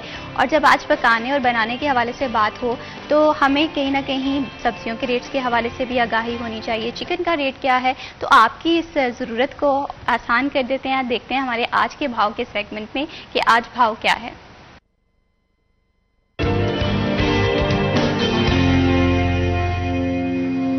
मोहम्मद अली नारू हमारे साथ मौजूद हैं। मोहम्मद अली नारू, ये बताइएगा कि आज सब्जियां और चिकन का क्या भाव है? फैसलाबाद मार्केट कमेटी की जानिब से बरोज पीर की रेट लिस्ट जारी कर दी गई है। ब्रायलर मुर्गी का गोश्त साबका कीमत पर कायम रहता हुआ 526 रुपए फी किलो, जबकि मार्केट में 580 रुपए तक फरोख्त होने लगा है। इसके साथ साथ फार्मी अंडा फी दर्जन 1 रुपए महंगा होता 278 रुपए से बढ़कर 289 रुपए फी दर्जन हो गया है। अगर सब्जियों और फलों की कीमतों का जायजा लिया जाए तो साबका कीमतें कायम रही हैं। आलू 84 रुपए मार्केट में 90 रुपए में फरोख्त किया जा रहा है। प्याज की कीमत बगैर इजाफे के 50 मार्केट में 60, टमाटर साबका कीमत पर कायम रहता हुआ 85 मार्केट में 100 रुपए। इसके साथ साथ अदरक चने की कीमत बगैर इजाफे के 420 मार्केट में 450, और लहसुन हरनाई 245 मार्केट में 250 से 300 रुपए फी किलो तक दस्तयाब है। सब्ज मर्च की कीमत बगैर रद्द बदल के 98 मार्केट में 100 रुपए, फूल गोभी 155 मार्केट में 180, बंद गोभी 100 मार्केट में भी 100 रुपए फी किलो में बेची जा रही है। टिंडे 195 मार्केट में 200, घिया कद्दू 175 मार्केट में 200, बैंगन 85 मार्केट में 150 रुपए फी किलो में दस्तयाब है। खीरे 95 मार्केट में 100, मटर की कीमत 250 रुपए मार्केट में भी 250 रुपए फी किलो में फरोख्त किए जा रहे हैं। पालक 80 रुपए कीमत मुकर्रर की गई है और मार्केट में कमोबेश 85 से 90 रुपए फी किलो में फरोख्त की जा रही है। शिमला मिर्च 185 मार्केट में 200, और इसके साथ साथ भिंडी तोड़ी की कीमत की बात कर ली जाए तो 145, मार्केट में 150, गाजर चाइना 90 रुपये, 95 रुपये और मार्केट में 100 रुपये फी किलो में बेची जा रही है। अरबी की कीमत 85 रुपये, मार्केट में 110 से 120 रुपये फी किलो में बेची जा रही है। फलों की कीमतों का जायजा लिया जाए तो बगैर अदो-बदल के सेब गाचा साहब का कीमत पर कायम रहता हुआ 230, मार्केट में 300 रुपये, केला 150, मार्केट में भी 150 रुपये फी दर्जन, आम चौंसा 200 रुपये, मार्केट में 250, अमरूद 85, मार्केट में 200, आलू बुखारा की साहब का कीमत कायम रहते हुए 180, मार्केट में 200, खुबानी मोटी 210, मार्केट में 250 रुपये फी किलो में बेची जाएगी। मजमूई तौर पर कीमतों का जायजा लिया जाए तो ब्रायलर मुर्गी गोश्त साहब का कीमत पर कायम रहा है। फलों और सब्जियों की कीमतों में भी रद्दोबदल नहीं देखा गया। बहुत शुक्रिया मोहम्मद अली नारो तफसीलात से आगाह करने के लिए। चिकन की कीमत और सब्जियों की कीमत के हवाले से तो हमने प्राइसेस जान ली। अब जिस तरह से मौसम जो है बदल रहा है और हम देख रहे हैं कि इसके बाद शादियों के सीज़न का आगाज़ हो जाता है और शादियों के हवाले से जो सबसे अहम ज़रूरत होती है किसी भी घर की वो होती है गोल्ड की, जेवरात की। तो गोल्ड की कीमत आज किस तरह से है ये भी हम देखेंगे और गोल्ड के हवाले से ये बात की जाती है कि इसकी कीमत में कोई तसलसल नहीं है। कभी इसकी कीमत आसमान से बातें कर रही होती है, कभी थोड़ी बहुत कीमत में फ्लक्चुएशन आ जाती है। तो ऐसे में गोल्ड की कीमत से अवेयर होना बहुत ज़्यादा ज़रूरी है। आज गोल्ड की कीमत क्या रेट रहेगा उस हवाले से मैं आपको तफसीलात से आगाह करती चलूँ। आज जो है 24 कैरेट जो है वो उसकी प्राइस है 3,61,000 रुपये जो है ये गोल्ड का रेट है। और इसी तरह से जो 10 ग्राम गोल्ड का रेट है वो 3,09,000 के है, यानी कि 3,09,000 जो है 10 ग्राम गोल्ड का रेट आज फरोख्त हो रहा है। ये जो रेट है इनके तसलसल में फ्लक्चुएशन भी आती रहती हैं, लेकिन ये कहीं ना कहीं एक इंसान की ज़िंदगी की ज़रूरत बन गया है। एक दफ़ा मैं फिर आपको दोबारा से बता दूं कि जो गोल्ड रेट की जो आज की प्राइस है 24 कैरेट की वो 3,61,000 है और इसी के साथ साथ जो 10 ग्राम है वो है 3,09,000 का। तो इस तरह से गोल्ड की प्राइसेस जो हैं वो चलती जा रही हैं। अब देखते ये हैं कि इसकी जो आसमान से बातें करने की जो चीज़ है ये कब ज़मीन पे आती है। तो अब गोल्ड के हवाले से तो हमने बात कर लिया। आई होप सो कि ये जो रेट है ये थोड़ा कम हो। बढ़ाते हैं प्रोग्राम को आगे और अब बात करते हैं कुछ ख़ास लोगों की, हीरोज़ की। हर कोई अपनी ज़िंदगी में हीरो होता है, लेकिन कुछ लोग ऐसे होते हैं जो दूसरों के लिए ज़िंदगी जीते हैं। यौम शोहदा पुलिस के हवाले से आज के दिन बहुत ख़ास अहमियत का हामिल है। हसीब शहीद एक ऐसे बहादुर नौजवान जिन्होंने अपनी जान की परवाह किए बगैर लोगों की ज़िंदगियों के लिए अपने आप को कुर्बान किया। 28 जुलाई 2025 को शहादत जो है वो फरमा ली। और ये जो है ऐसा मैं समझती हूँ कि मुझे एक्सप्लेन करते हुए वो जज्बा, वो बहादुरी उस तरह से नहीं हम कनेक्ट कर पाएंगे, लेकिन जो एक शहादत का, एक शहीद का जज्बा होता है एक मुल्क के लिए कुर्बानी देने का। हसीब शहीद की जो फैमिली है वो हमारे साथ मौजूद है। उनके प्यारे से दोस्त मोहम्मद राशिद नवाज साहब बचपन के साथ ही उनसे भी जानेंगे कि इनका बचपन किस तरह से गुजरा। मोहम्मद राशिद नवाज साहब हमारे साथ मौजूद हैं। अस्सलाम वालेकुम। वालेकुम सलाम। कैसे हैं आप? जी अल्हम्दुलिल्लाह। बहुत शुक्रिया, आपने प्रोग्राम में हमारे लिए वक्त निकाला और इनके साथ हमें ज्वाइन किया है मोहम्मद नवीद ने, हसीब शहीद के भाई हैं। अस्सलाम वालेकुम, कैसे हैं आप? जी अल्हम्दुलिल्लाह ठीक ठाक। बहुत शुक्रिया, आपने प्रोग्राम के लिए वक्त निकाला। सबसे पहले मैं मोहम्मद राशिद नवाज साहब आपसे गुफ्तगू का आगाज़ करूँगी। हसीब शहीद जो हैं वो बचपन से आपके दोस्त हैं, कैसा बचपन गुजरा? कोई ऐसे यादगार वाक़या जो आज भी आपको याद हो? बिस्मिल्लाहिर्रहमानिर्रहीम। पहले तो बहुत शुक्रिया कि आपने हमें इधर आने के लिए दावत दी। तो मैं शुक्रगुजार हूँ कि आप हमारे शुहदा को इतना प्रमोट कर रहे हैं। और मेरे ख्याल में जिस तरह बाकी लोगों का बचपन है, हमारा बचपन थोड़ा सा इससे अलग था। हमारे बहुत सारे मसाइल थे ज़िंदगी में। मिडिल फैमिली से हमारा तल्लुक़ था दोनों का ही। तो रूटीन में जैसे पहले होती है, यानी हम रूटीन में अपनी एजुकेशन मुकम्मल की हमने। भाई की भी एजुकेशन थी, मेरी भी है माशाल्लाह। तो जो बचपन में जैसे इकट्ठे खेलना, साथ में बारिशों में नहाना, इसी तरह और बहुत सी मतलब यानी एक्टिविटीज़ होती हैं गांव में, मतलब इकट्ठे गलियों में रात को खेलना, दिन को खेलना और बहुत सी यानी ऐसे जो बचपन में हम काम करते हैं वो सारे के सारे हमने इकट्ठे किए हैं। शरारतें भी की होंगी, हर किस्म की शरारतें, यानी समझ लें कि जैसे बचपन में जैसे आम लोग जो मेरे मुखातबीन समझ रहे हैं कि जितनी लोगों ने शरारतें की हमने समझ लेंगे इससे बढ़ के की है। और बड़ा अच्छा गुजरा माशाल्लाह हमसे साथ टाइम भी। और बचपन का वक्त जो है और बचपन का दोस्त जब ज़िंदगी से जाता है या दुनिया से जाता है, वैसे भी शहीद जो हैं वो हमारी ज़िंदगियों में होते हैं, हमारे आसपास होते हैं। तो यहाँ पर मैं नवीद साहब आपसे भी ये जानना चाहती हूँ, आपके बड़े भाई थे, किस तरह से बचपन गुजरा, और ख़ास तौर पे जब बड़े भाई का इमेज आता है तो सबके जहन में एक बात आती है कि थोड़े से रोबदार होंगे, चीज़ों को स्ट्रिक्टली लेकर चलते होंगे। बचपन किस तरह से गुजरा? बचपन इस तरह था कि हसीब भाई है ना घर में सबसे बड़े थे, तो वालदा हमारी बीमार रहती थी, तकरीबन 7 साल वो ना मतलब बीमार रहीं, सिर्फ बोल सकती थी, तो उनके हाथ पाँव काम नहीं करते थे। तो उन्होंने हमें माँ का प्यार भी दिया, मतलब खुद संभालना, सारा कुछ करना। वाला साहब हमारे रेलवे में थे, वो उनकी कभी कराची, कभी लाहौर, कभी किसी जगह, तो मतलब खुद सारा मैनेज करते थे कि मैंने नहीं देखा कि कोई इस तरह बड़ा भाई करते हैं। वो उन्होंने हमें कभी भी महसूस नहीं होने दिया था कि मैं मतलब एक दोस्त हूँ आपका या भाई हूँ, मतलब इतने मतलब प्यार से मतलब करते थे ना कि हम यही समझते कि जैसे हम भाई किसी दोस्त के साथ बैठे हैं, उनसे गपशप लगा रहे हैं। कभी मैंने उनके चेहरे पे कभी गुस्सा नहीं देखा था, हर वक्त उनका मतलब चेहरा जो है वो हंसता ही रहते थे। कोई बात हो भी जानी तो उन्होंने मतलब ऐसे ही हंसते रहना, हंसते हुए समझा देना, नवीद ऐसे नहीं ऐसे कर ले। दूसरे भाई हैं नवीद ऐसे नहीं ऐसे, उन मतलब यही होती थी कि मैं ना अपने भाइयों को स्टैंड करूं, अपने भाइयों के लिए कोशिश, वो हर टाइम कोशिश। उन्होंने हमारे लिए बहुत कुछ किया है। मतलब 2006 में हमारी वालदा फौत हो गए थे, तो हर जगह मतलब उठा के लेके जाना, उन्हें 4 भाई पे अपने हाथ से उन्होंने खाना खिलाना। तो मेरी वालदा के मुझसे ये दुआ निकल दी, अगर रब औलाद दे तो हसीब की तरह सबको औलाद दे। तो हमारे गांव में भी सबको पता था कि 7 साल काफ़ी अर्सा होता है जो उसने वालदा के मतलब जो खिदमत की है। आज कब्र भी वालदा के साथ है उसकी। 2015 में उनकी शहादत हुई है, 2006 में हमारी वालदा फौत हुई थी, तो आज कब्र भी उनके साथ है। तो मुझे फ़ख्र है अपने भाई पर, कमी तो नहीं पूरी हो सकती, लेकिन जिस तरह उसने बहादुरी, वो गाजी भी थे। 2014 में उन्होंने एक डाकू को जहन्नम हासिल किया था, टांग पर 2 फाइल लगे, उसके बावजूद भागते हुए उन्होंने ना डाकू को हलाक किया और अपने टांग पर 2 फाइल अपना लगे। तो मुझे फ़ख्र है, मैं कहीं भी जाता हूँ तो मुझे ना एक इज्जत की निगाह से देखा जाता है, और मेरी फैमिली भी कहीं जाती है, मेरे वाल साहब हैं, उसके बच्चे हैं, तो हमें इज्जत दी जाती है। और पंजाब पुलिस ने हमें कभी भी तनहा नहीं छोड़ा, कभी भी मतलब कोई भी खुशी हो, कोई कमी हो, हमेशा हमारे साथ खड़े हैं। बिल्कुल इसी तरह से हसीब शहीद की जो फैमिली है वो ना सिर्फ आपको फ़ख्र है बल्कि हमें भी बहुत ज़्यादा फ़ख्र है। जो शहदा होते हैं वो कहते हैं कौम की हयात होते हैं। आपके भाई ने जो इस मुल्क के लिए कुर्बानी दी है, मैं ये समझती हूँ कि वो रहती दुनिया तक इसी तरह से याद रहेगी। नवीद जी ये भी बताइएगा कि हसीब को किस तरह से शौक़ हुआ कि उन्होंने पुलिस में जाना है? बचपन से ही क्या ये शौक़ था? बचपन से शौक़ था उसे ना पुलिस में और आर्मी में, क्योंकि वालदा की वजह से वो फिर आर्मी में तो नहीं जा सकते थे। 2006 में जब वालदा होते हैं उस वक्त उन्होंने अप्लाई किया हुआ था पुलिस में, तो 2007 में वो भर्ती हो गए। 2 मार्च 2007 को उनकी भर्ती हुई। तो मुझे याद है वो दिन जब वो भर्ती हुए तो किसी ने बताया कि हसीब आपका ना नाम आ गया है लिस्ट में, तो आप सिलेक्ट हो गए हो।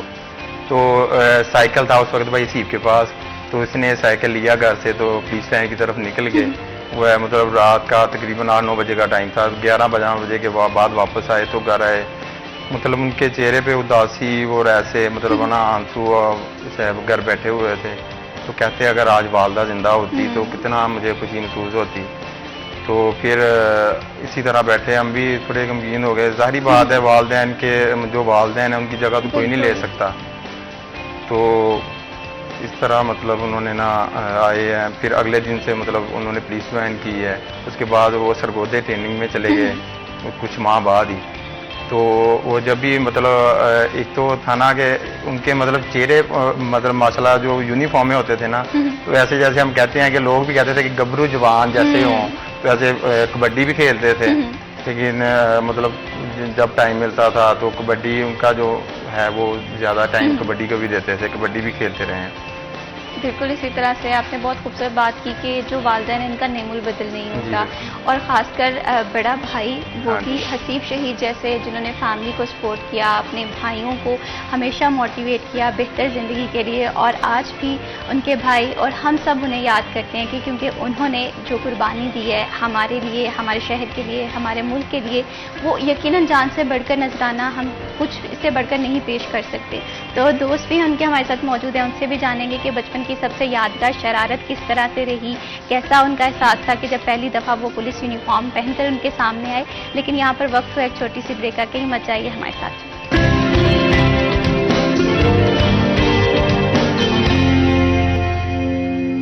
सिटी एट 10 में वंस अगेन खुश आमदीद। यौम शोहदाए पुलिस के हवाले से बात कर रहे थे। हसीब शहीद की फैमिली हमारे साथ मौजूद हैं और शहीद की जो मौत है वो कौम की हयात होती है। हम जिस बेफिक्री से और न डर होकर अपनी ज़िंदगी गुजार रहे हैं, अपने घरों में एक सेफ्टी महसूस कर रहे हैं, ये उन लोगों के लिए है। मैं सलाम पेश करती हूँ वो लोग जो सरहदों पर हमारे मुल्क की हिफाजत कर रहे हैं, जो शहर में हमारी हिफाजत कर रहे हैं, पुलिस के वो नौजवान जो अपनी ज़िंदगी जो है एक तरफ रख के हमारी ज़िंदगियों को बेहतर बनाने के लिए दिन रात जो है सर्व कर रहे हैं। तो सलाम पेश करना चाहिए हमें ऐसे लोगों को और जितना ज़्यादा हो सके अप्रिशिएट करना चाहिए। हमारे साथ मोहम्मद राशिद नवाज़ जो कि हसीब शहीद के बहुत अच्छे दोस्त हैं, बचपन के दोस्त हैं, उनसे जानेंगे कि जब हसीब ने यूनिफॉर्म पहनकर आपके सामने आए तो कैसा महसूस हुआ था आपको, क्या वो लम्हा था? क्योंकि आप दोस्तों ने मेरे ख्याल से ये प्लान करके पुलिस लाइन ज्वाइन करने का फैसला किया था। जी बिल्कुल, 2004 में हमने ये फैसला किया था कि हम कोशिश करके आर्मी में या पुलिस दोनों में से जिसमें भी हमें मतलब जाने का मौका मिला हम जाएंगे।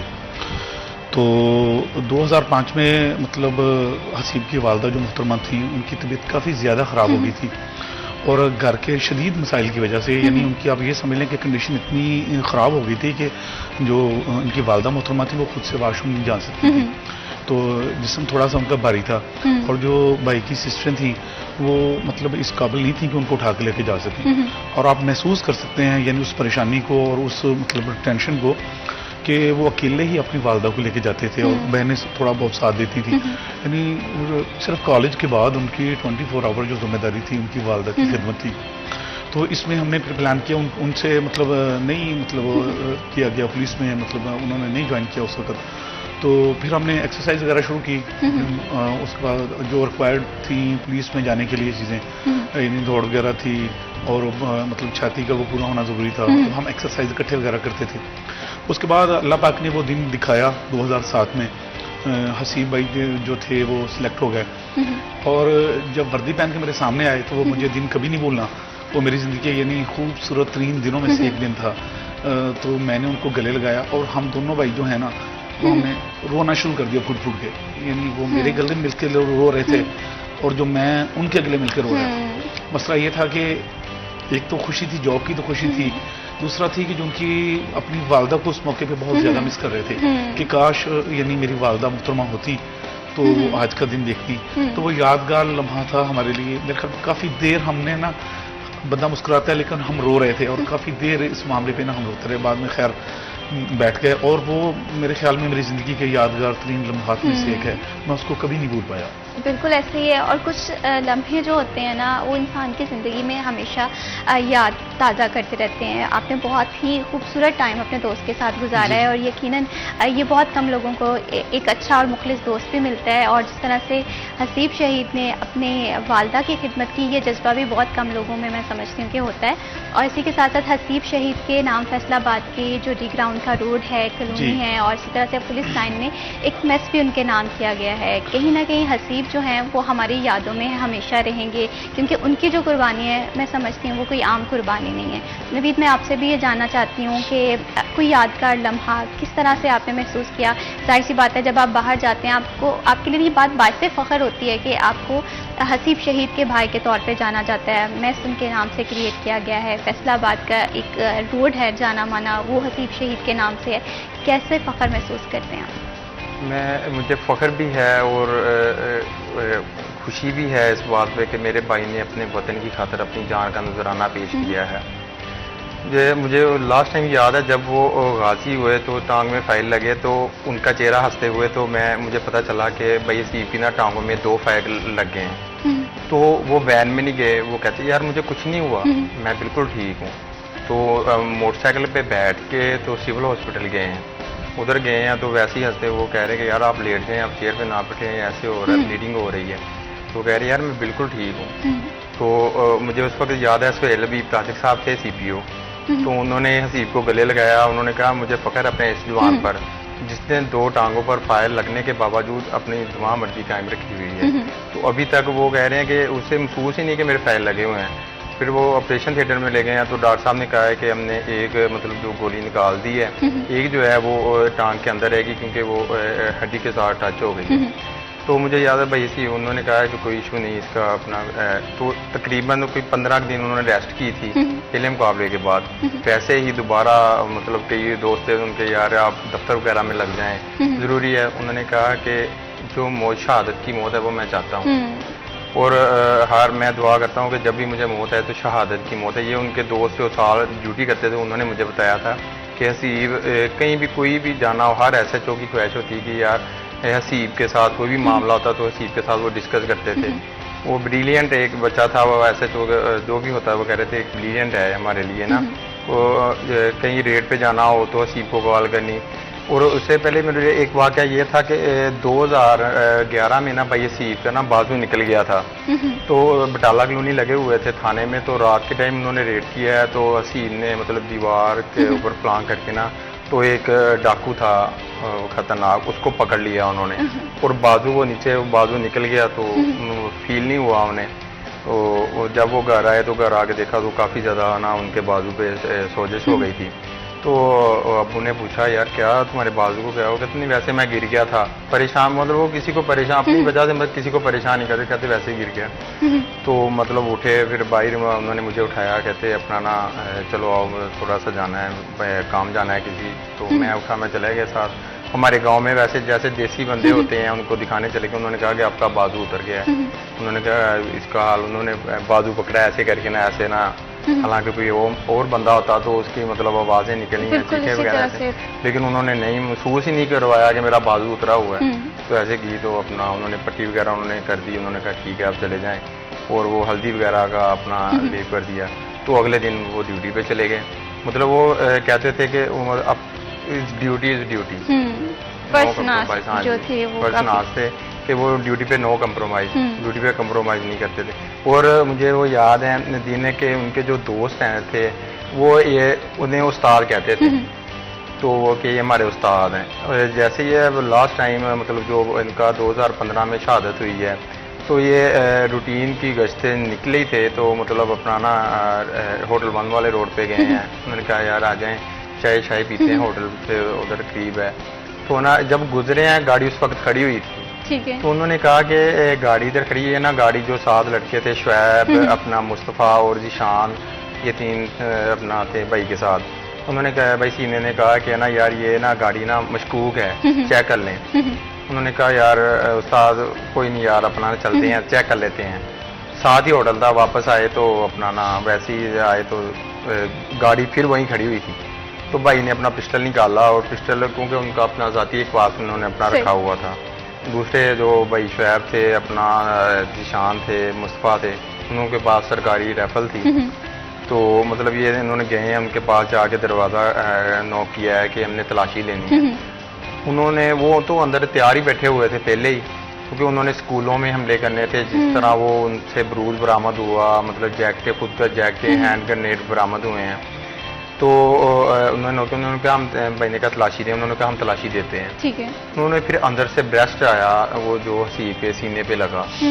तो भाई हसीब के हाथ में जो पिस्टल था उन्होंने गाड़ी भगाने की कोशिश की।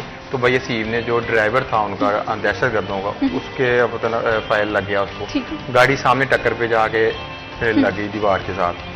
फिर उन्होंने फायरिंग शुरू कर दी, मुकाबला शुरू हो गया। फिर उन्होंने ना भाई हसीब की तरफ, क्योंकि ये अभी मतलब इनके पास अपना पिस्टल था तो ये भी फायर कर रहे थे। तो उन्होंने फिर ब्रेस्ट किया, वो भाई के इधर अपना ना लगा माथे पे आके। तो उस वक्त इनकी शहादत हुई। तो वो अपना दूसरे जो थे मुस्तफ़ा भाई अपना शुएब भाई ये जख्मी हुए थे, इनके भी फायर लगे थे उस वक्त। तो ये भी मुकाबले में साथ थे। एक उस वक्त जो दहशतगर्दा वो भाई सी ने उस वक्त जहन्नम वासूल कर दिया था। अगर मतलब वो गाड़ी चली जाती तो पता ही नहीं होना था क्या क्या नुकसान करना था। तो उसके बाद आर्मी आई है, ISI के कर्नल जिशान थे उस वक्त। तो वो आए हैं, उन्होंने मौके पे आए हैं। पुलिस हमारी RPO साहब, CPO साहब, सेलवी ताजिक साहब थे, अफजाल कोसर साहब से उस वक्त। तो वो आए हैं मौके पे आके, उन्होंने देखा है कि वो हसीब की शहादत हो गई थी। तो आर्मी के जो कर्नल हैं वो उसके बाद हमारे घर आए हैं। उन्होंने कहा ये जो शहादत थी ये किसी आर्मी के पर्सन की थी, लेकिन अल्लाह पाक ने आपके बेटे को चुना हुआ था इसकी शहादत के लिए।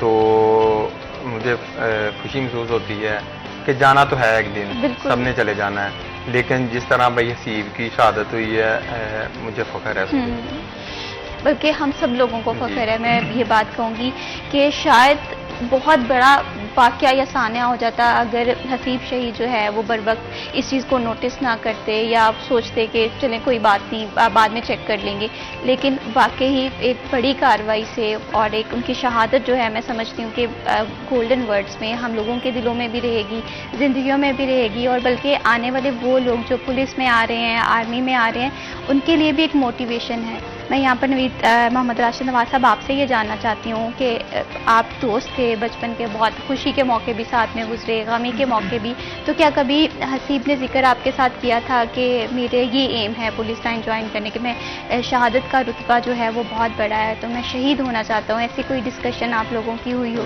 जी, मेरी ज़िंदगी में यानी ये वाक़या जो मैं कभी नहीं भुला सका, जब भी मैं इसको याद करता हूँ तो मैं एक प्राउड फील करता हूँ हसीब भाई के ऊपर। एक दफ़ा ना यानी ये 2015 की ही बात थी, मार्च का महीना था गालबन, तो मैंने एक किताब पढ़ा था शमशीर बेनियाम, जो गालबन हज़रत खालिद बिन वलीद रज़ी अल्लाह अन्हु जो इस्लाम के अजीम मतलब सिपाही सलार थे उनके ऊपर थी।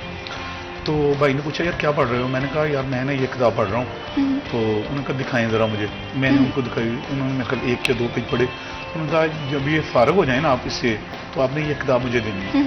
मैंने कहा बिल्कुल ठीक है। मैंने तो इसको पहले भी कई दफ़ा पढ़ा है। मैं तो यानी इसको यानी जब मेरा दिल करता है ना कि मैं मतलब अजीम लम्हात के बारे में सोचूं तो मैं इसको पढ़ता हूँ। तो आप ये ले जाएं, इसको पढ़ें जाके। तो वो खैर मैंने उनको दे दी, वो किताब दे दी, पहले ही से था उनका मेरे पास। तो थोड़े दिनों के बाद ही है, 3-4 दिन के बाद उन्होंने कहा मैंने वो पढ़ ली है तो आप मुझे दूसरा हिस्सा दें उसका। तो फिर मैंने उसको दूसरा हिस्सा दिया भाई को। वो जब उन्होंने किताब मुकम्मल की तो मेरे पास आए, मुझे कहने लगे राशु भाई आप जानना चाहेंगे मैंने इस किताब को पढ़ के क्या अल्लाह से दुआ की है? मैंने कहा ये तो तुम्हारा अपना मामला है, तुम्हारा और अल्लाह का मामला है। उसने कहा कि मैंने अल्लाह पाक से बड़े खुशबू से ये दुआ किया है कि काश के अल्लाह रब्बुल आलमीन वो अजीम लोग जो इस दुनिया से शहादत की मौत लेके चले गए हैं मुझे भी इसमें शामिल फरमाएं। यानी ये मैं अपने सिद्ध के दिल से अपने अल्लाह की हजूर ये दुआ की है। यानी मेरे अंदर इस किताब को पढ़ के ये जज्बा पैदा हुआ है। मैं पहले भी था, ये नहीं कि मैं पहले भी नहीं था, लेकिन अभी जो मेरे अंदर जो मेरा दिल से दुआ उठ रही है कि काश मैं उन अजीम लोगों के मतलब काफिले में शामिल हो जाऊँ और अल्लाह पाक मुझे बिस्तर पे मौत ना दे। यानी मेरे लिए बहुत सारी बातें होती हैं लेकिन कुछ ऐसी होती हैं जो बंदे के दिलो दिमाग के ऊपर ना सख्त हो जाती है। बंदा चाहने से भी उनको ना नहीं भूल सकता। तो उनका मैं चाहता हूं कि मैं उन अजीम लोगों के उस काफिले में शामिल हो जाऊं तो मुझे कभी भी बिस्तर पे मौत ना आए।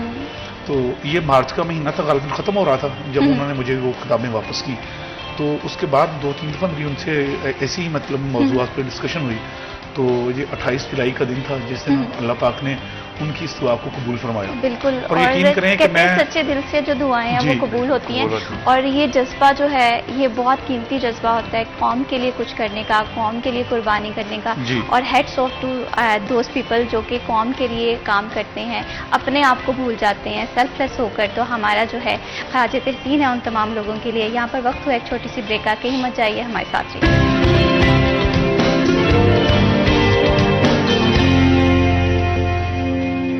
सिटी एट 10 में वंस अगेन खुशामदीद। बात हो रही है यौम शोहदा के हवाले से, और मैं ये समझती हूँ कि आज हम जिसे बगैर किसी खौफ के अपने घरों में ज़िंदगी गुजार रहे हैं, हम अपने त्यौहार मनाते हैं, ईद मनाते हैं, शबरात खुशी खुशी मनाते हैं, यौम आज़ादी का दिन जो है वो जोश व जज्बे से मनाते हैं, लेकिन इन तमाम पहलुओं के पीछे वो लोग होते हैं जो अपनी जान के नजराने अपने हाथों में लेकर खड़े होते हैं कि इस मुल्क के लिए कुछ करना है, इस मुल्क की हिफाजत करनी है।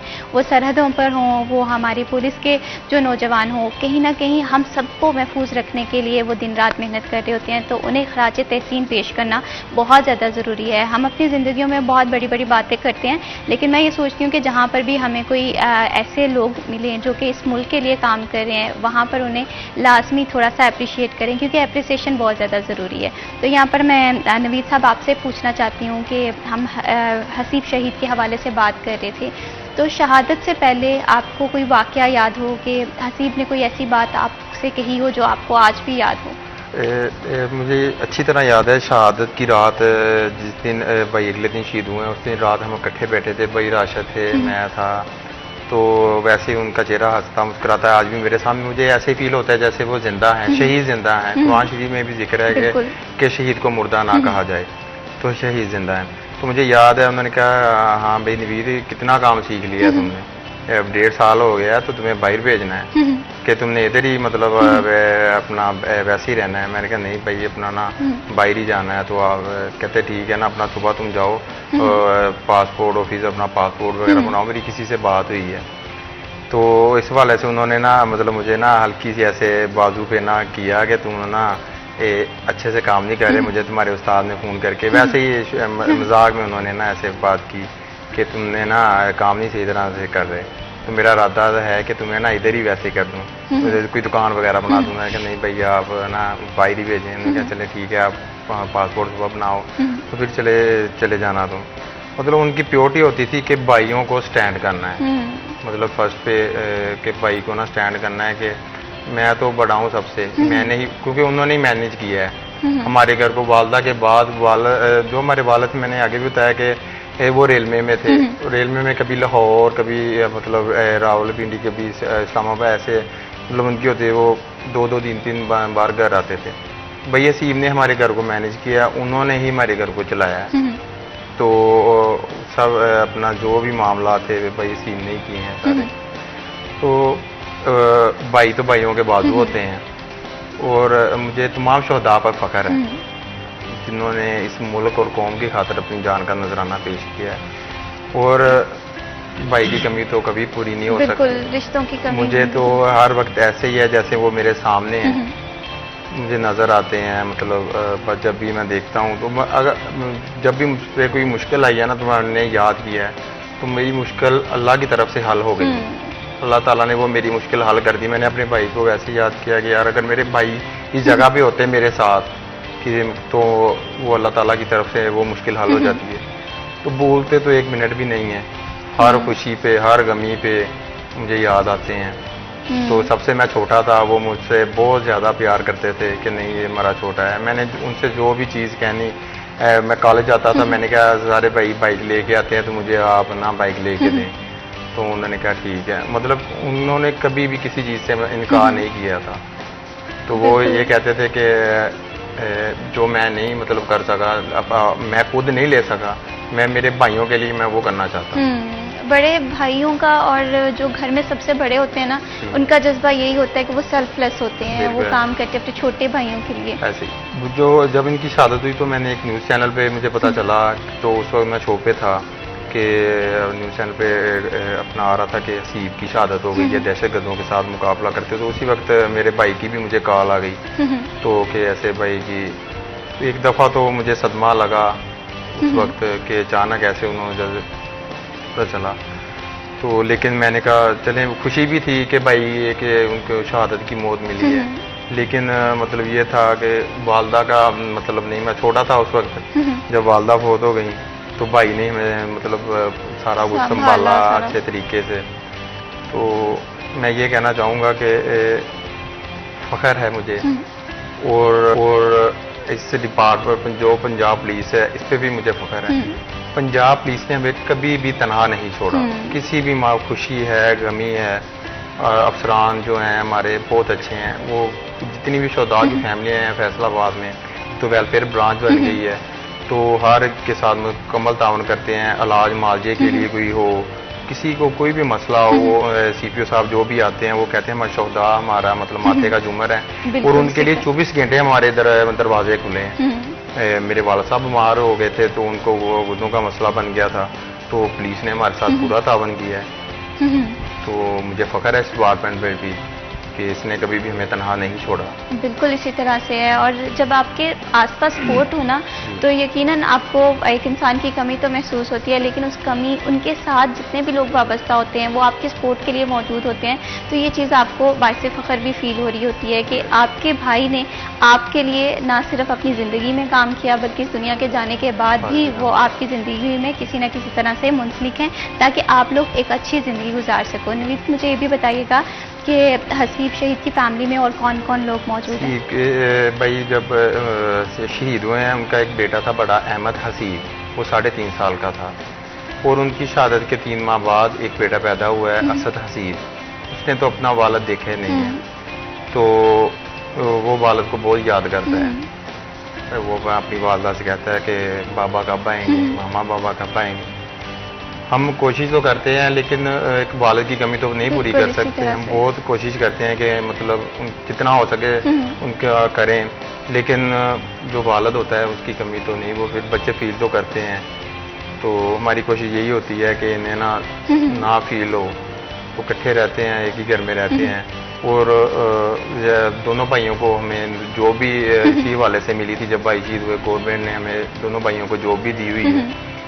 तो जो अपना उनके बच्चे हैं, तो अहमद है बड़ा माशाल्लाह, वो अब 7वीं क्लास में है, दार अरकम स्कूल में स्टडी कर रहा है।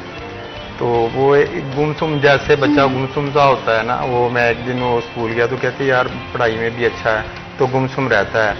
तो अब हमें तो पता है कि वो किस तरह मतलब महसूस करता है। तो जो माशाल्लाह असद है वो छोटा है, जो शहादत के 3 माह बाद पैदा हुआ है, वो माशाल्लाह सेम हसीब भाई की कापी है। जैसे भाई हसीब थे सेम उसी तरह का चेहरा, उसी तरह के मतलब उसकी बॉडी, हर चीज़ मतलब ना मतलब वो है। तो मुझे महसूस होता है जैसे ये भाई हसीब हो, जो वो चलता फिरता है, खेलता है, तो ऐसे महसूस होता है जैसे भाई हसीब हो। तो यकीनन जब अगर बच्चों के हवाले से बात करें ना, उन्हें वालिदैन का जो सहारा है ना, मैं समझती हूँ कि इसका कोई नेमुल बदल नहीं है। अहमद को जब वो पहले दिन स्कूल गया होगा तब उसके वालिद याद आए होंगे, ज़िंदगी की खुशी का मौका हो, गमी का मौका हो, तो उन्हें हमेशा कहीं ना कहीं उस चीज़ की कमी वो महसूस करते होंगे। लेकिन फिर भी एक अच्छी फैमिली, आप लोगों का साथ और आप लोगों की सपोर्ट जो है वो यकीनन बहुत ज़्यादा ज़रूरी है। और अल्लाह ताला आप लोगों को और ज़्यादा हिम्मत दे कि आपकी फैमिली जो है वो हमेशा एक दूसरे के साथ इसी तरह प्यार मोहब्बत से कनेक्टेड रहे। तो मैं यहाँ पर राशिद साहब आपसे ये जानना चाहती हूँ कि आपकी कब हसीब से मुलाकात हुई थी शहादत से पहले? जिस दिन हसीब भाई की शहादत 28 जुलाई को शहादत हुई थी उनकी, और जो 27 जुलाई की रात थी वो हमने तकरीबन 12-1 बजे तक इकट्ठे गुजारी थी। हम बाहर पहले रूटीन थी, हम शाम को सैर पे निकलते थे, उसके बाद घर को मतलब शाम को खाना वगैरह खाने के बाद फिर एक दफ़ा इकट्ठे होते थे ईशा की नमाज के बाद। तो गपशप लगा रहे थे, छोटे भाई इधर नवीस साहब भी आ गए, तो काफ़ी देर तक उनसे रूटीन के मामला पे गपशप होती रही। खैर उनमें ये भी एक था कि यानी रूटीन के मामला थे जो हमारे डिपार्टमेंट के थे, तो कुछ लोगों के बारे में हम जो डिस्कशन कर रहे थे, तो उसके बाद जो है वो हसीब भाई ने फिर इजाज़त चाहिए। उन्होंने कहा यार मैं ना थक गया हूँ, अभी मैं ना जा रहा हूँ घर में, तो इंशाल्लाह अल्लाह पाक ने चाहा तो सुबह मुलाकात होगी। खैर मैं एक बात इधर इस मौजूद से हटके ये बात कहना चाहता हूँ कि अगर किसी कायर की राइफल से, किसी के पिस्टल से या किसी कातिल की बंदूक से जो गोली निकलती है ना, वो 1 सेकंड के कुछ ही हिस्से में इंसान के सीने को, इंसान के सर को पार कर जाती है। लेकिन उसके बाद जो सानहा रूनमा होता है ना, उसको हम अल्फाज में नहीं बयान कर सकते। वो अपने पीछे सिर्फ एक शख्स को नहीं छोड़ता जिसको हम कहते हैं कि वो शहीद हो गया। उसकी अभी देख लें, हसीब भाई की बेवा है, उनकी अहलियाँ हैं, बच्चा जो उनकी शहादत के बाद पैदा हुआ, वालिद थे, जिस वालिद का जवान बेटा जाता है, उनका गम देखें। ये हम कह तो रहे हैं, इसमें कोई शक भी नहीं है कि अल्लाह पाक की तरफ से एक इनाम है, लेकिन जो सानहा होने के बाद जो मसाइल का सामना इंसान को करना पड़ता है, खैर अल्लाह पाक इन पर रहमत फरमाए पुलिस डिपार्टमेंट के अफसरान पर, जिनकी मतलब बहुत ज़्यादा कोऑपरेट किया है इन्होंने हर लिहाज से ही। लेकिन उस मतलब बेवा का क्या, जो हर लम्हा अपने शोर को याद करती है, उन बच्चों का जब वो दूसरे लोगों को देखते हैं और अपने वालिद को याद करते हैं, उन बहनों का क्या जब वो घर में आती हैं और अपने भाई को याद करती हैं। यानी ये सारे मसाइल हैं ना, ये लोग तभी यानी लोग नहीं फील कर सकते, ये वो फैमिली फील करती है। इतना आसान नहीं है। अल्लाह पाक से हम दुआ तो करते हैं कि शहादत की मौत आए, लेकिन इसके बाद जो मसाइल खड़े होते हैं वो बहुत ज़्यादा परेशान कुन है। मुझे याद अच्छी तरह जिस दिन उनकी शहादत हुई तो मैं खुद मतलब पुलिस लाइन में उस दिन गया, मेरी ड्यूटी थी, सर वो ड्यूटी ड्रॉप करके मैं फिर उधर गया पुलिस लाइन में, और जब उनके चेहरे को देखा ना, तो सर में खैर उनकी एक 3 सीने के ऊपर फायर थी और 1 सर के ऊपर था, तो उनके चेहरे के ऊपर मुस्कुराहट थी। और अल्लाह जानता है उस दिन को मैं अपने दोस्तों से कह रहा था, यार देखो कि पहले मैंने सुना था कि शुहदा जो हैं वो उनके चेहरे पे एक रौनक होती है, लेकिन मैंने अपनी आंखों से मुशाहिदा किया है अल्लाह पाक उनको अपनी मतलब बारगाह के अंदर अजीम दर्जात से नवाजे। लेकिन बात फिर वही है मैडम कि हम मुआशरे के लिहाज से मैं ये बात करना चाहता हूँ कि आजकल जो मतलब एक बना हुआ है लोगों का कि हमने अपने शहदा की बाज़ मामलात में, सियासी मामलात में आके वो कदर नहीं की हमने, हम उनको भी क्रिटिसाइज करते हैं। बिल्कुल। तो खुदारा मेरे सारे अपने भाइयों से, अपने जो भी मेरे मतलब नाजरीन हैं, देखने वाले हैं, उनसे गुजारिश है कि ये एक साना ऐसे ही नहीं है गोली आई और उसने किसी के सीने को, किसी के सर को पार किया और निकल गई, बल्कि उसके साथ एक फैमिली नहीं, एक खानदान है, उस माशरे के बहुत सारे लोग। मैं हूँ, मेरे ख्याल में मेरी ज़िंदगी में मेरा एक हमराज, मेरा एक ऐसा दोस्त, अकेला दोस्त नहीं था। मेरा छोटा भाई कोई नहीं है, मैं उसको अपना छोटा, हमेशा मैंने कहा कि तुम मेरे छोटे भाई हो। मेरा छोटा भाई मुझसे बिछड़ गया, मेरा दोस्त बिछड़ गया, मेरा हमराज चला गया इस दुनिया से। बाज़ दफ़ा इंसान अपनी ज़िंदगी में बहुत सारे दुख होते हैं, भाई बहनों को भी नहीं बता सकता, बिल्कुल इसी तरह वो आपके दोस्त ही हैं जिनसे बंदा शेयर कर सकता है। तो यकीन माने जिस दिन का हसीब इस दुनिया से गया है तो मैंने महसूस किया है कि अभी कोई ऐसा बंदा नहीं रहा जिससे बंदा अपने दिल की वैसे बात कर सके जैसे उससे कर सकता है। तो जो जाने वाले होते हैं, अगर आज वो मुझे मिले ना तो मैं यकीन करे उसके गले में बाहें डालूंगा और खूब रोऊंगा, उससे कहूँ कि यार मैंने अपना छोटा भाई भी जिंदगी से चला गया है, मेरा दोस्त भी चला गया है और पता नहीं तो मेरे लिए क्या थी, मैं ये बयान नहीं कर सकता कि वो मेरे लिए क्या था। तो गुजारिश यही है फिर भी वही कि जो शुहदा हैं वो खुद तो चले जाते हैं इस दुनिया से, लेकिन उनकी वजह से हमारी हयात है। बिल्कुल इसी तरह। लोग हमें बाजारों में, सड़कों के ऊपर लोग हमें वीरानों में और हर जगह पे मारें और कोई पूछने वाला ना हो, अगर ये लोग अपनी जानें दे के अपनी जान का नजराना पेश करके लोगों की जिंदगी की हिफाजत ना बिल्कुल इसी तरह से है। आप लोगों की जो कुर्बानियां हैं ये यकीनन ये हम सब लोगों की ज़िंदगियों में बहुत मैटर करती हैं, वो पुलिस हो, वो आर्मी हो। आज हम हिफाजत से ज़िंदगी गुजार रहे हैं, इसमें हमारे जो इदारे हैं उनका बहुत अहम किरदार है। बहुत शुक्रिया मोहम्मद राशिद नवाज साहब, आपने हमारे प्रोग्राम को वक्त दिया। बहुत शुक्रिया मोहम्मद नवीद के, आपने हमारे प्रोग्राम को वक्त दिया। और मैं ये समझती हूँ कि हमें अपने शोहदा पर फ़ख्र करना चाहिए, हमें उनकी फैमिली के साथ ख़ासकर तौर पे कोई भी मौका हो, ईद का हो, खुशी का हो, एक दूसरे के घर आना जाना चाहिए ताकि उन्हें ऐसे मौक़ों पर अगर एहसास हो भी रहा है किसी की याद का, शिद्दत का, तो हो सकता है अल्फाज जो हैं वो मरहम का काम कर रहे हों। आपके अल्फाज बहुत मैटर करते हैं, तो इसीलिए अपने आसपास के लोगों को बहुत ज़्यादा याद रखें, ख्याल रखें उनका। इसी के साथ मैं विश हबीब को दीजिए इजाज़त। अल्लाह हाफ़िज़।